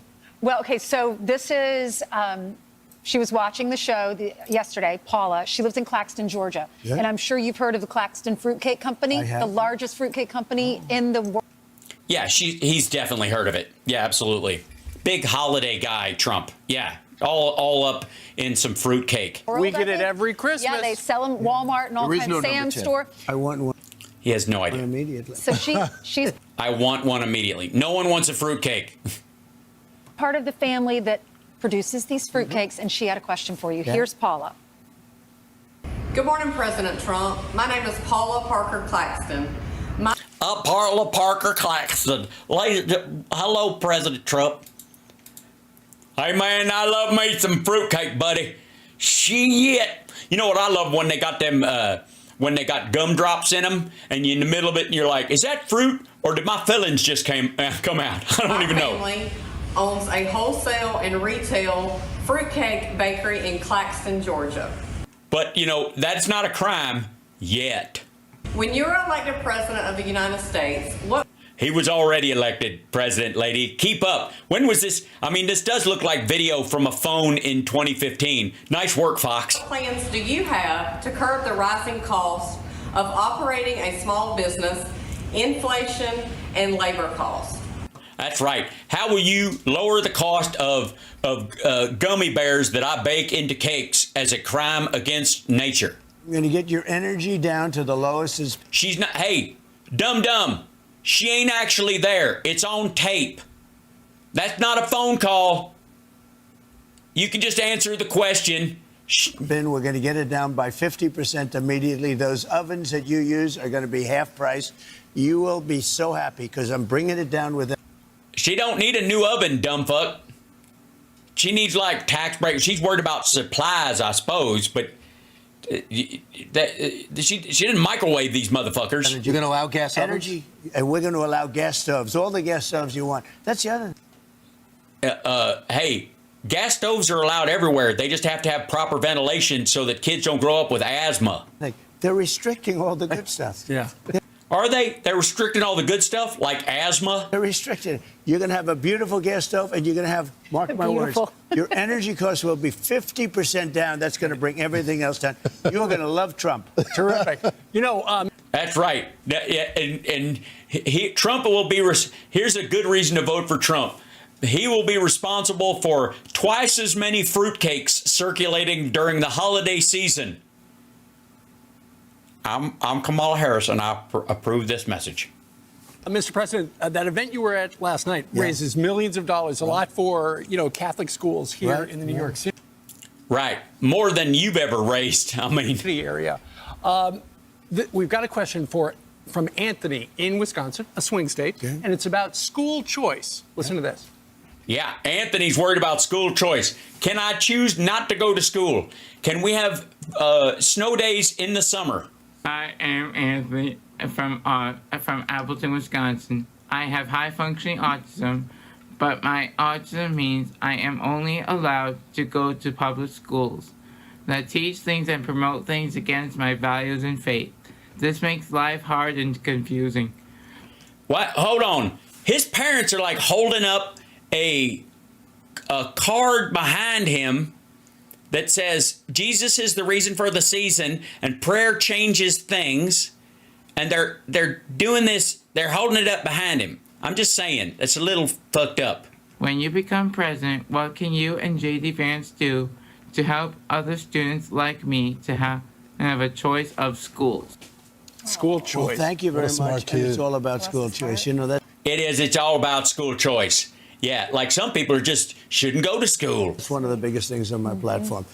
It is. Tell us about it. In Project 2025, getting rid of the Department of Education is a whole chapter. It's about school choice, and it's also, we're going to get it out of Washington. That's right. Get learning out of Washington and back to Alabama where it belongs. If you look at our schools, we spend more per pupil than any other country. Yeah, but that spending is not consistent state to state, county to county. You see, the Montessori school areas pay a lot for schools, and the Alabama territories pay almost fucking nothing. And the federal government makes up a bunch of that, and the blue states pay for a bunch of that. So it evens it out at a certain point. But it ain't like we spend it the same amount on every student in the country. It's important to know that. Mm-hmm. Norway, Sweden, Denmark, I hate to say this, China, can you believe? Top 5. They have great school programs. We are...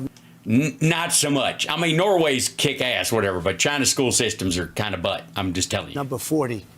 You can ask that Hal Sparks fella or go watch that Peter Zeihan. He'll tell you all about it. Which is sort of like at the bottom of the list. We spend more per pupil than we're moving it all out of Washington, and we're going to let the states run. Hey, most of it ain't in Washington. The Department of Education sets standards, but it doesn't supply all the funding for the fucking schools. So if there's too much being paid for schools in a bunch of places, it's because how much the schools are paying for them. And why is that? Because you're taking a bunch of blue state money and forcing Republican states to teach their kids, which is un-American. Let red state kids stay dumb. The schools. So you give the schools to Iowa, they're going to be another Norway. It's going to be great. You give them to... Yeah, that's true. All you got to do is give some schools to Iowa, and they'll basically be Norway. Jesu nam, kavitelbord, spiese dreke, padetord. That's I know how to say grace in Norwegian. So many different states. Indiana, they're dying to do it. Oh, yeah. Yeah, especially that Joliet. They're like, hey, big government, get off our back. Stop trying to fund our schools with money from another place. You can do it for less than half. And you will have those states competing with the best. Get rid of the Department of... Yeah, they got this thing they're going to do. Elon Musk has this thing. It's based on the Matrix spike. You just shove it in the back of people's heads and like, oh, I know Kung Fu. Like that. It's so good. It's totally going to work. Education. It's going to go. Right. And every building in Washington, you know, you go by. Oh, thank you very much, J.D. Christie. It's nice to see you again as well. Department of Education. I'm going to have one person working there, maybe with a secretary. I don't mean a secretary. You want it all. You want it all to be local now. Stenographer, because we want to make sure they're teaching English. Right. Let's say reading, writing, and arithmetic. None of the above. That's right. Basically, we want everybody to have a baseline education and nothing else. Basically, the goal is to have uncultured students incapable of comprehending reality or history. They just got to be able to spell and add and basically use math they will never use in a career and speak English, not necessarily write it. That way they can be tricked into contracts and specifically NDAs. Not transgender. We're not going to be heavy. What about our history? Well, and wait, they're not going to be a transgender class? Well, how will I learn? oh, I guess I could go to TikTok. All of that, absolutely. Mr. President, the key about school choice is there are a lot of people who would love to be able to take the money that that they put into taxes and put it into a different school, not the public school, but the Catholic school, the private Like school. Arizona. Yeah. So, Mr. President, we got to. Right. Yeah. Tough shit. Because everybody gets to, it's a baseline. If you can afford that, you can afford that. And you know what? Here's what I've always wondered. And this might be a big question for a guy with a little brain like mine, but maybe y'all can help me figure it out right now. Why do Catholic schools cost any money at all? Churches don't pay taxes. They got all these land. The church owns more land than anybody in the whole fucking, except maybe McDonald's. How the fuck? Right?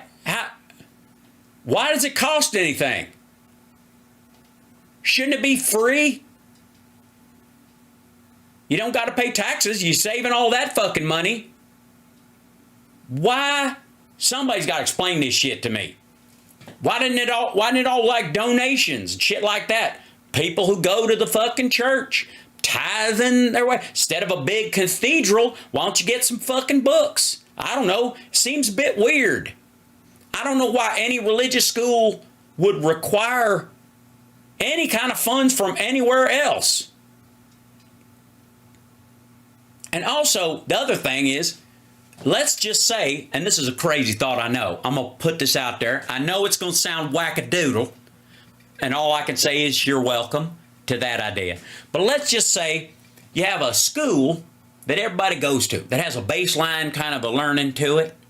Okay? It's got a thing where you can learn how to read and write and do your arithmetic, what George Bush calls the 3 R's. And so you learn those things there. And then at church, you can have a little thing called you could have a school there on the same day you go to church. Maybe, I'm spitballing, call it Sunday school. And they can learn all the other stuff about morals, how to act and all how to behave and all that kind of shit there. And then the other place that we all pay for, we can leave all that shit out. You can decide about that later, and everybody can just learn the kind of basic, generalized knowledge at your school that the public goes to. What could that be called? Maybe, I don't know, again, spitballing, public school. And then you go to the public school and you learn that stuff there. And then you go to church to learn the other stuff. But then, of course, you need a good preacher, and you need a good priest, and you need a good rabbi, and you need a good imam or whatever who knows what the fuck they're doing, can keep people's attention. You need to have some good, people teaching Sunday school and shit like that don't diddle or fuckle the kids, that kind of thing. That's hard to come by, I understand. So you want the taxpayer to build you a fucking school and pay for it so you can keep your church school open when 80% of the time you're teaching them what they learn everywhere else. Maybe, I don't know, try to get them to go back to fucking church. How about that?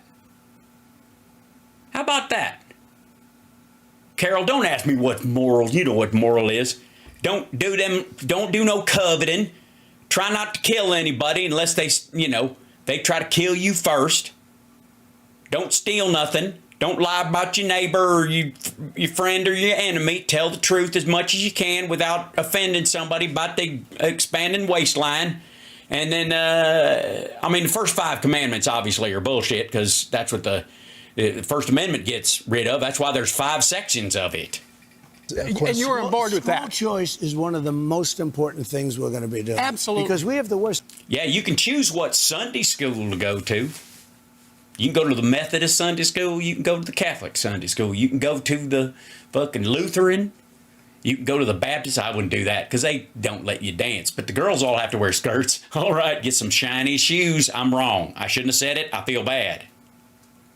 What am I going to do? Okay.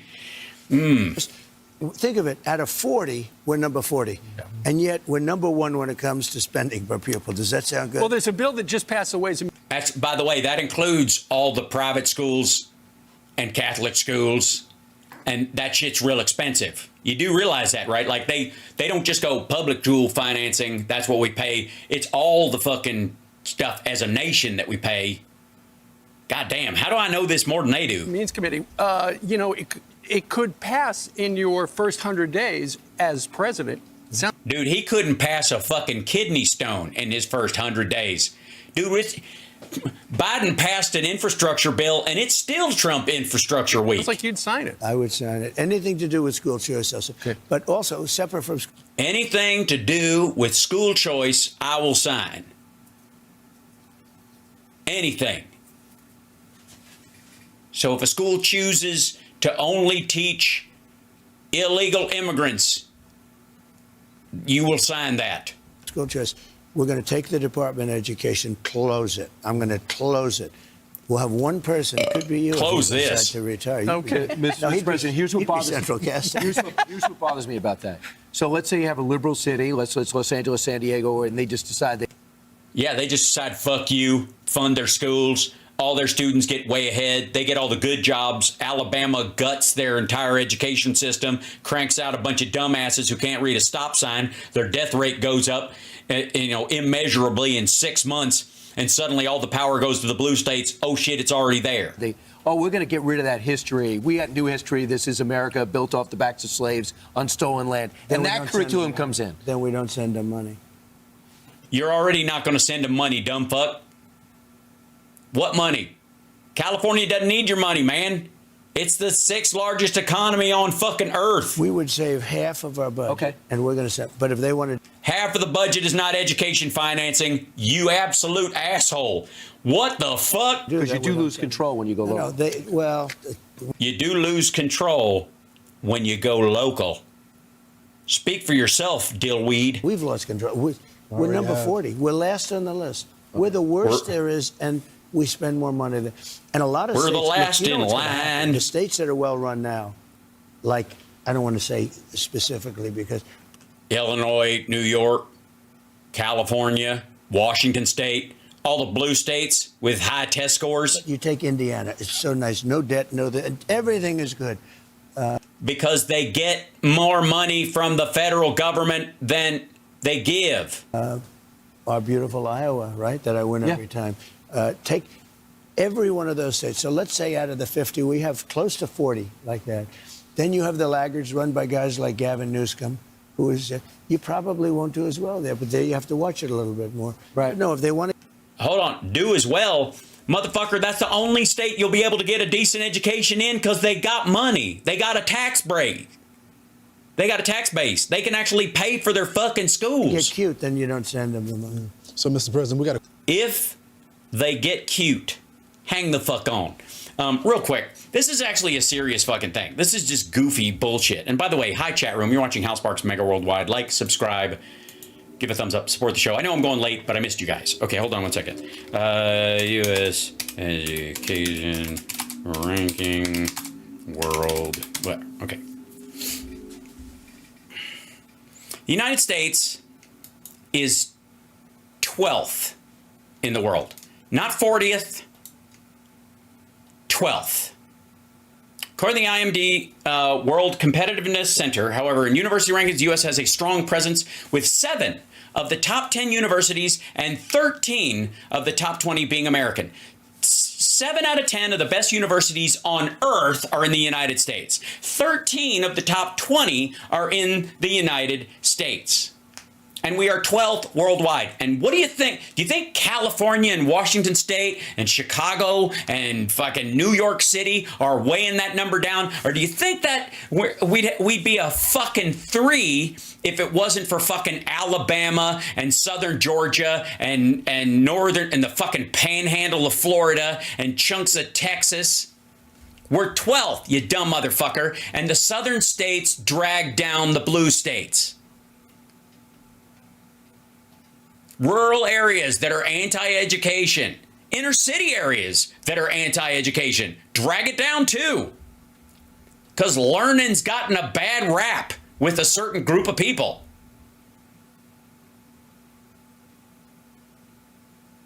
How many in England? 2. Cambridge and Oxford are 2 of the best in the world. So that I don't know what the other one is of the 7 of the 10 universities of the top 10. I guarantee Cambridge and Oxford are in the top 10. The other thing too is like there's not a number 1 and a number 9, you know, because there's no. It's just about competitiveness and the quality of the education and the depth of the learning and all that kind of stuff.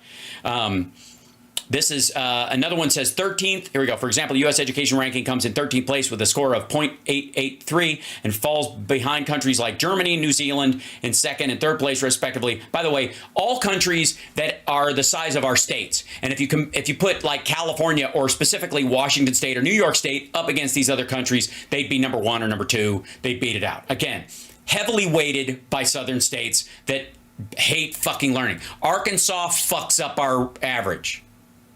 Louisiana fucks up our average. Alabama fucks up our average.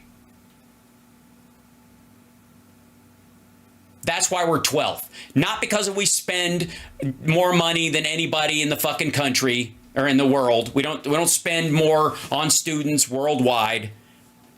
Than other countries worldwide as a country. Different areas spend different amounts of money. It's all based on the geography, basically the tax base of the area. So if you have an area with a lot of money, the schools spend a lot of money because they give a shit about their kids, and those kids go to 7 of the top 10 colleges and universities in the fucking world that are here in the United States.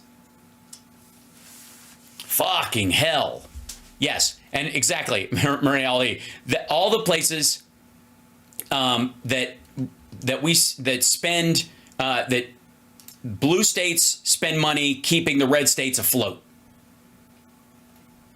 Yeah, exactly. The Confederate States of Idiocracy. It said 12th, but 10 of the top 13 universities in America. Context matters. Yes. Well, 12th in the world as far as overall education. This includes the public school system and the private school system, the learning quality in the country as a whole. And then the universities are a separate, secondary universities are kind of their own second category. Okay. It definitely pulls it up a little bit to have 10 of the, top, hold on. Here we go. 7 of the top 10 and 13 of the top 20 being, American universities in the world definitely raises our ranking. But do you know how fucked up Alabama and all these other and Arkansas and chunks of Kansas and fucking Missouri? Don't get me fucking started. Outside of St. Louis, the drop off, and outside of Kansas City, Missouri, and even in parts of it, quite frankly, the drop off is fucking brutal as far as what they spend on schooling. And if they didn't get it from the federal government, they wouldn't get it at all. And when I said Florida, I'm specifically talking about the Panhandle, because Miami, West Palm, Fort Myers, all those areas, they got plenty of money. Tampa, they got plenty of money to spend on shit. But the Panhandle, which is basically, like Floribama, they're broke as fuck. And that's where the government of Florida largely is. It's in Tallahassee. Fuck, it's like a dot with it's a college town, Tallahassee, surrounded by miles and miles of swampy idiocy. What you reading for? God damn it, you stumped me.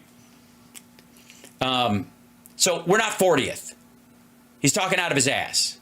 We're 12th, maybe 13th, depending on the standard, if you're talking about including universities or not. And it's all the fucking red states dragging it down. And it's Democrats that want to fund red state education systems through the Department of Education so that kids who are born into poverty or born into a poor, state-run system don't end up growing up stupid. So they have as much of a chance as everybody else. That's Democrats doing that. That's the magnanimity of the fucking blue states and blue cities saying we're cool with giving a little more of our tax dollars than we get back, so that if we have to hire somebody at some point and they happen to grow up in Alabama, we know that they can understand what a fucking yield sign is and don't get killed on their way to work. I had a question from my home state of Texas. This is Don. He has a question about accomplishments. Yeah. Why couldn't you fix our electrical system in Texas? Why did everybody have to freeze to death? Where did Cancun cruise go during that part of it? Why are we not attached to the grid? Are we not America too? Oh, wait, we did that to ourselves. Good morning, Mr. President. My name is Don Albright. I live in Katy, Texas. And I am gainfully employed. By the way, King's X is from Katy, Texas, largely. Doug lived there for a while, and it's one of the best things that's come out of Katy, Texas. I wouldn't downplay the rest of the city, but it's a little industrial site. My question is, what is something that you did not accomplish in your first term that you would like to accomplish in this term? Brooming all the brown people out of the country, Operation Stephen Miller. Well, you know, we had a great first term. Shut up. Just answer the fucking question. Stop getting defensive and go, look, there's always more you can do. Here's what I would do next time. Why is that hard? We had the greatest economy we've ever had. We had the Which is a lie. strongest borders we've ever Bullshit. had. Just lies, nonsense. Just fucking nonsense. We didn't have the greatest economy. We didn't have the strongest border. The wall made it worse. And he had a recession before COVID even came in. That's why he was fighting with the Fed to get negative interest rates to pay off the debt he'd already accrued through his fucking tax break, which only benefited the upper 1%. Fuck off with this nonsense. He skated in on Obama's recovery economy, which was growing at a normal pace, and then fucked it up because he ignored COVID. We rebuilt the entire U.S. military. Unfortunately, they gave a lot of it to Afghanistan. No, they didn't. What are you talking about? This idea that somehow before leaving within 6 fucking months. Explain what the fuck is this? All right, it's one thing to think that like he rebuilt it. They gave it, meaning before Biden got us out in August of 2021, he dumped $84 billion worth of brand new equipment and then took the military out first and left everybody there. And it was the most embarrassing, whatever. He thinks we dropped $84 billion worth of gear in fucking that he rebuilt from the military, because apparently this was shit he built while he was there. So did he send that shit over there and leave it? In one of the worst times ever. One of the worst times ever. You mean when we finally got out of a 20-year war that should have never started in the first fucking place? I think the biggest thing for me in terms of government is great people. I had great people. Okay, this is the same excuse he gave the other day. I had great people and I will get great people, and the mistake I made was great people. Some shit like that. I had a lot of great, like Bob Lighthizer and Trade. We had great people. But I had a couple of clinkers that I would not... Clinkers? You mean clunkers? Want again. And I didn't know, you have to understand, I was there 17 times in my entire... No, asshole. No, you don't, no. You don't get to fucking bail on this shit. You ran on #TheBestPeople.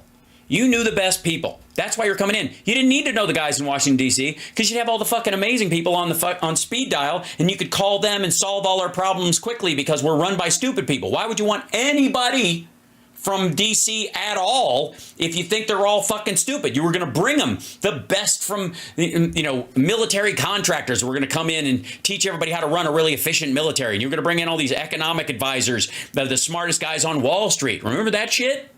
You don't get to say I didn't know anybody now, motherfucker. You ran on not knowing anybody. Life. All of a sudden, I'm president. I'm saying, wait a minute. All of the sudden, because he didn't expect to win. He was running on a lark. And people are recommending different people. Yeah, it's their fault. How was I supposed to know? People are recommending people. I took their recommendations. Their fucking fault. The buck stops there. Of the people. This dude is such a pussy. I'm surprised he doesn't grab himself. People, usually we got it right, but there were some ones that we didn't get right. I now know everybody in Washington. I think it's been enforced. I know people in Washington that nobody. It's been enforced? You mean confirmed? Affirmed? What the fuck does that mean? It's been everybody in Washington. I think it's been enforced. I know people in Washington that nobody ever heard. Now you'll be the. Also, what are these motherfuckers nodding at? What, honestly. We got it right, but there were some ones that we didn't get right. I now know everybody in Washington. I think it's been enforced. I now know everybody in Washington. It's been enforced. I know people in Washington that nobody ever heard Now of. you'll be the most experienced president. I know people in Washington that nobody's ever heard of. How's that supposed to make us feel better? I think I'll be the most experienced guy. I know the good ones, the bad ones, the dumb ones, the smart ones, the loyal ones, Right. the people that want to. What about the list of? Okay, here's a good idea, asshole. Answer the goddamn question and tell us the loyal, smart one you're going to hire. The good, loyal, smart person.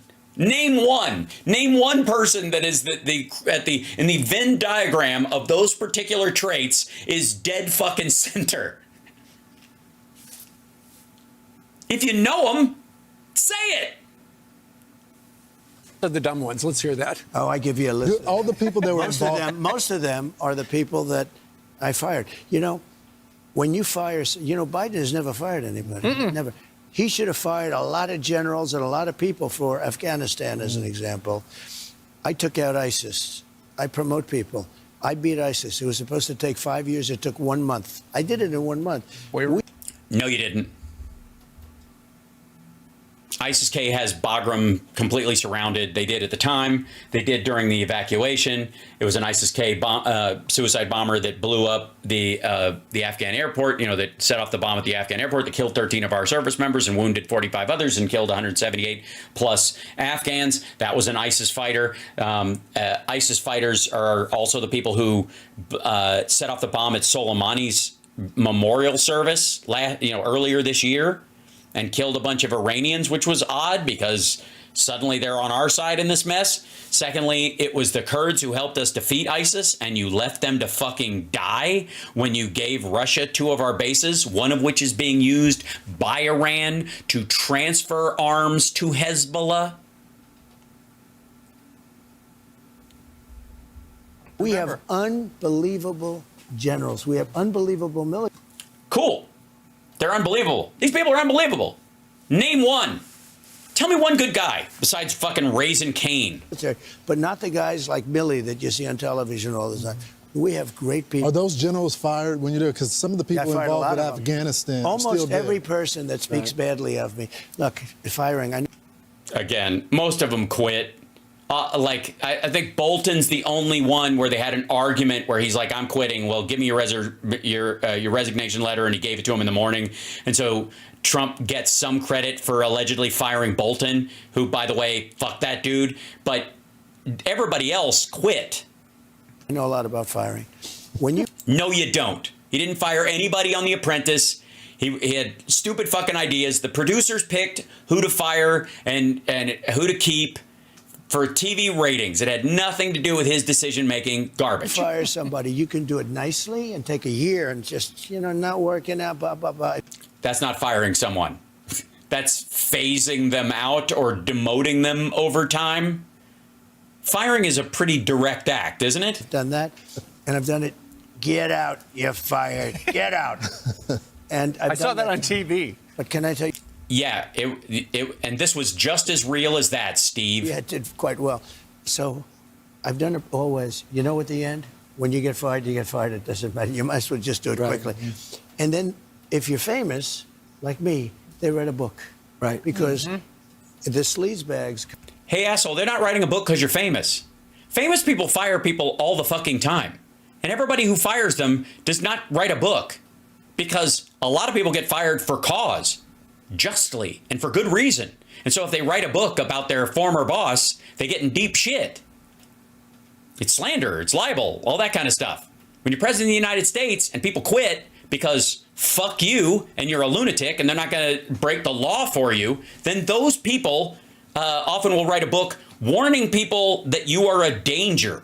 They're not calling you an asshole. They're not writing a book to go, he fired me because I had a better idea and you'll just have to trust me on what that idea is, which is his plan. And then he was mean to me. Like, they're not doing that. They're all writing books going, he said this and this is a crime. And if he gets back in there, he will commit more crimes. This is fucking nuts. Come out and they offer him $1 million to write a book. And then sometimes they'll say, I want to make it good. No, we're not interested in a good book. We're only... So I end up with more books than... Yeah, that happened. I just end up... And I end up with... It is true. If Bush fired somebody, Nobody cares about Bush. They couldn't care less about Bush. I think you do. You like Bush. Yeah. I do. I'll use it. Let me use it differently. Are you like W? You guys get along? He's fine. Well, yeah. He doesn't get along with anybody. No former Republican presidents or presidential candidates are running with or for him at all. Every Democrat who can run to support Harris is. All of our living presidents. Fucking Jimmy Carter's 100 years old, and he voted for her. He made a point of doing it. But I disagreed with what he did so much. Right. I just disagreed with. So I disagreed with what got Oh yeah, what was that? us into the Middle East. We spent $10 trillion. We got nothing. So except death. Well then, why? Except death. Why didn't you get out? You ran on getting us out of Afghanistan. Why didn't you do it? 4 fucking years, nothing. You punted it into the next term. So you like kids? Here's a 10-year-old from Tennessee has a question for the 45th president. Yeah, if you want us to slow it down so you can understand him, if his grammar and his words are too complex for you. President Trump, I'm Daniel, and I'm 10, and I'm from Tennessee. What was your favorite president when you were little? Who was your favorite president when you were little? So I liked Ronald Reagan. I thought he was. Yeah, when you were little. Yeah, how little were you when you were with Reagan? I mean, by the way, penis size doesn't count because you're always little. Look, I didn't love his trade policy. I'm a very good trade. I've made some great trade deals for us. The USMCA. Right. No, you can't take credit for the USMCA when you're shitting on Mexico that they're trying to build a bunch of Chinese factories and sneak cars in, because if the USMCA had protected against that, it would be worth something. Like, this is just fun. This is dumb. That wasn't his strength, but he had a great dignity about it. Also, what was wrong with Reagan's trade policy? What are you talking about? Other than the fact that you want to get rid of the income tax and go back to tariffs and act like we live in fucking feudal times. And Ronald Reagan, you could say, there's our president, more than any others, really any of the others. Great presidents. Well, Lincoln was probably a great president, although I voted. Yeah, you were little when he was president, right? Was said, why wasn't that settled? You know, I'm a guy that it doesn't make sense. We had a civil war. Well, half the country left before he got there. Yeah, yeah. But you'd almost say, like, why wasn't that? As an example. I don't know. Hey, why don't you ask him? Why wasn't it settled, you fucking lunatic? Ask him. Ask that guy. Ask him why it wasn't settled. Oh my God. Fuck is wrong with you? Jesus Christ. That's like, why do we have to give women the vote with the whole suffrage thing, you know? Talking to Kilmeade right across her. Motherfucker. Ugh. Ukraine would have never happened in Russia if I were president. It was happening the entire time. There was fighting going on in the Donbass. It would continue to pace. They were going to, like, again, my belief is that they were going to start the attack in his second, in the beginning of his second term. And then when he lost, they had to punt it a year because they missed the window because they thought there was a chance he might be president again, or he'd fight his way back in or some shit like that. And it didn't happen. So they had to wait till the weather came back around. So they did the exact same plan a year later. That was what was going to happen. There's always bullshit. And then he was going to just let them have Ukraine. Look, it's none of our fucking business. That's what he was going to do. He would slow roll America's response till it was too late. Israel would have never happened. October 7th. Again, October 7th happened because, according to Yahweh Sinwar, when he gave the Golan Heights to Israel, they came to the conclusion that the United States, under Trump's leadership, and this might continue for a while with Netanyahu, would be for the elimination of Gaza entirely, and therefore they were going to do this rope-a-dope. So he sent a letter to Netanyahu saying, can we have a conditional peace? During that time, they built up arms, dug more tunnels, practiced this thing. The entire operation cost like $150,000. They didn't even need fucking Iranian money to pull it off. And then Russia decided at one point, hey, pull the fucking trigger. We need a distraction. And so they made a deal with Iran, and Iran said, go for it, because it didn't cost them anything.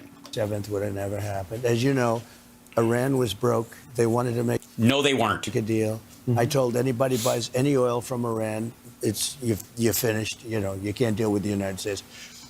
bullshit. The reason there were $6 billion of Iranian oil money in a South Korean bank is because of oil purchased during the Trump administration by South Korea from Iran with permission from the administration. Nobody was buying oil from Iran. They wanted to make a deal. Now they have $300 billion. Yep. In cash. Also, if they wanted to make a deal, why didn't you make the deal? Who cares if you win or lose? You're still president till January 20th, right? Why not go out a fucking hero? If you lost the election, and again, what was the Biden administration going to do if you made a deal with Iran to make sure that they don't have a weapon? What part of it was so egregious that they would have shut it down? Can anybody explain that to me? He keeps saying it. We would have had a deal a week after the election. Well, then why didn't you? You were still president. You just fucking gave up. What'd you do? Just kind of go, fuck it. I don't care if Iran destroys Israel. Netanyahu pissed me off. Cash. Biden has been, and her, I don't know if she was involved in it, but she's terrible. Hey, look, remember this. She was the Hey, look, remember this. border czar. She never went there. She was not the border czar. Her specific mission on immigration was to deal with South American countries and stem the flow of immigrants, which is a process that takes time. And it worked. About a year after she went down there and had those meetings, it slowed to a trickle. It's one of the reasons why the numbers have gone down. Yeah. Right. She was the border czar. No, she was not. The border czar would be an emergency position. You wouldn't even have one. A border czar is a little silly. By the time they get to the border, there's already a problem. You wouldn't even want to have a border czar that, and if they did, the majority of their job would be dealing with the flow of migrants before they reach the border, well before. And the Border Patrol. The one thing you have to remember, the Border Patrol gave the strongest endorsement that anybody's ever seen. He's the best there is. There's never been. He's the greatest president, the greatest at the border. Right. But those guys don't deal with the long-term ramifications of the problem at all. They're hammers talking about nails. They do a great job, but the strategy dealing with it long-term isn't their gig. The removal of those people, even once they're in the country, which is ICE's job, is not their gig. Customs and Border Patrol deals with ports of entry and people crossing the border illegally on the southern border. That's it. They don't have anything to do with the strategy that would stop the flow of those people in the first fucking place long term, or deal with the ramifications of the people who are already here, or anything like fucking DACA. They take those jobs by and large because a lot of those folks believe that immigration should be stopped. I mean, that's the gig. I mean, if you hate criminals a lot, one of the best jobs you can have is not being necessarily a cop. It's being a prison guard. Because they got to listen and they're already busted and you can't necessarily violate their rights. And even if you do, you can get away with it. It's a big difference between being an ICE agent and being a Border Patrol agent. One deals with something that's acute. The other one deals with investigations and gathering up and dealing with, larger gangs and criminal groups and that kind of stuff. And she's terrible. Just being a patrol person is a security guard. And again, they do good work, but it's a specific job. Well, that was their policy. And these guys are great, by the way. These are great. You know them very well from the show. Oh, yeah. We got the best. From the show? Best endorsement. And that really says it all. And I think the border is a bigger thing than inflation and the economy. I watch your polling where it says the economy and inflation at number 1, 2. And then it says, always says like the 3. I think the border is bigger. I got elected in 2016 on the. It is with his people. That's why he thinks this. His people are more racist than broke. The people who live at the villages are doing just fine financially. Inflation in the economy is not the biggest thing for them. They're doing just fine. The people who are doing the fucking Trump boat parades, the assholes is front row Joes, they're financially set. None of them are fucking broke, or they wouldn't be able to go to fucking 200 goddamn rallies dressed in costume. They wouldn't be able to cosplay as fucking Tea Partiers at all these events, or dress in have multiple brick suits to wear. They have plenty of fucking money. That's why it's not a big deal even with his group. The reason he thinks that immigration is a bigger deal is because they are more racist than broke. The border. I did a great job. I couldn't even mention it after that because nobody cared. Yeah, you could. You could say we need a consistent strength at the border. I fixed it, but we got to keep it going. This is all horseshit. His people told him not to talk about the border because nobody was crossing the border because we had more fucking cases of COVID in this country than Mexico did. And nobody was coming from Mexico into the United States at that point because they didn't want to die picking strawberries. Because it was fixed. We had a great border. It wasn't fixed. If it was fixed, it would stay fixed. What's the unfixed part? What'd you fix? They blew it. And I have to. Title 42 only works if you have a pandemic. If he wants to reinstate a pandemic protocol, say so. Do it again. The difference is it's much worse this time. Right. Because they're allowing millions of people into our country that should.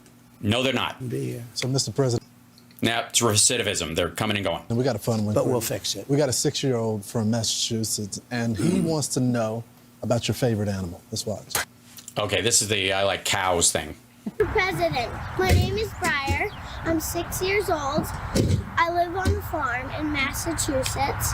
What's your favorite farm animal? Never trust a man with a pig farm. Favorite farm animal?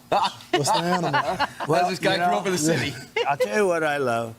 I love cows. But if we go with Kamala, you won't have any cows anymore because you're not allowed. I don't want to ruin this kid's day.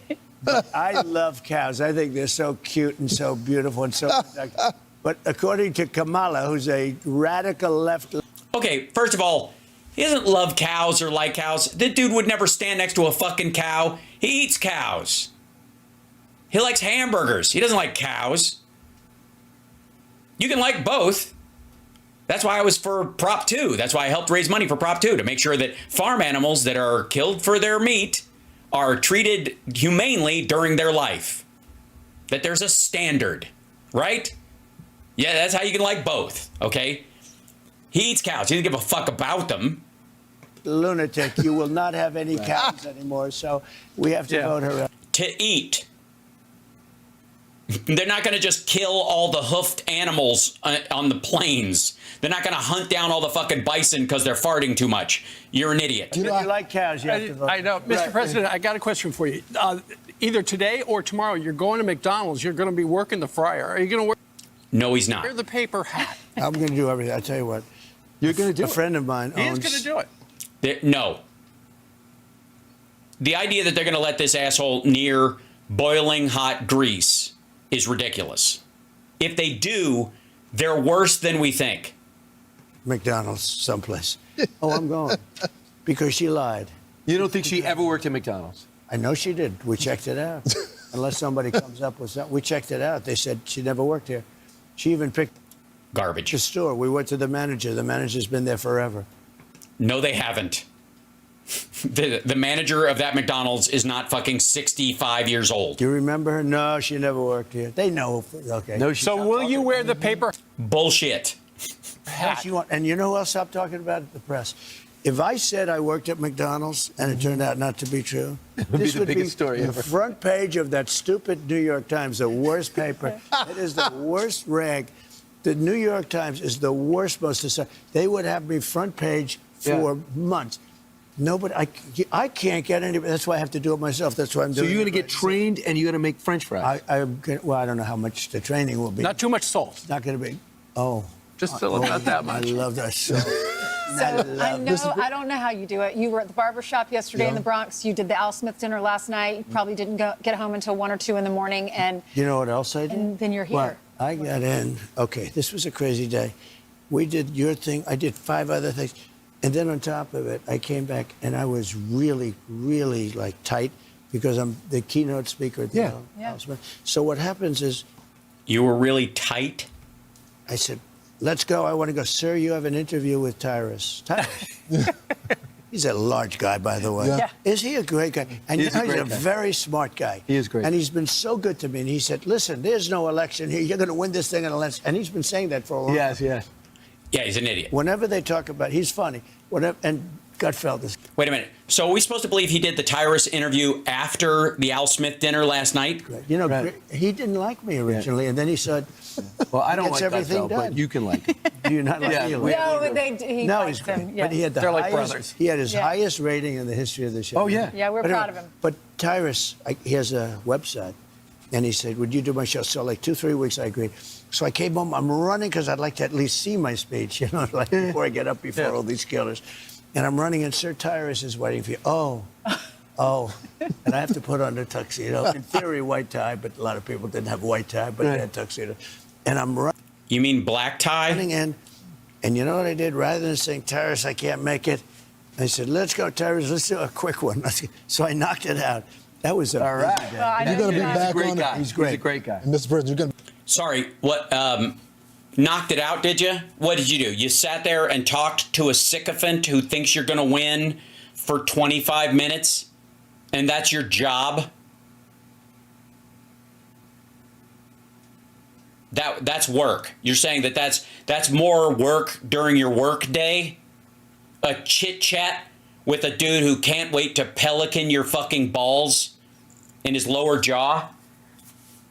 To be back on the campaign. Actually, you got another event to go to. So Yeah, he's thank you very for giving busy. us some So thank time. You know what so the much. event I have now? No. A very big event. I'm going to see Rupert Murdoch. Okay. That's a big event. I don't know if That's he's important. thrilled that I say it. Please, yeah, please tell And him I'm we going all to said tell him. thank you. I'm going to tell him something. By the way, this is the most fucked up part of the whole thing, which is saying a lot considering the "you people" clip from the fucking barber shop and the "why didn't we make a deal on the Civil War" in front of the black dude. Fuck me.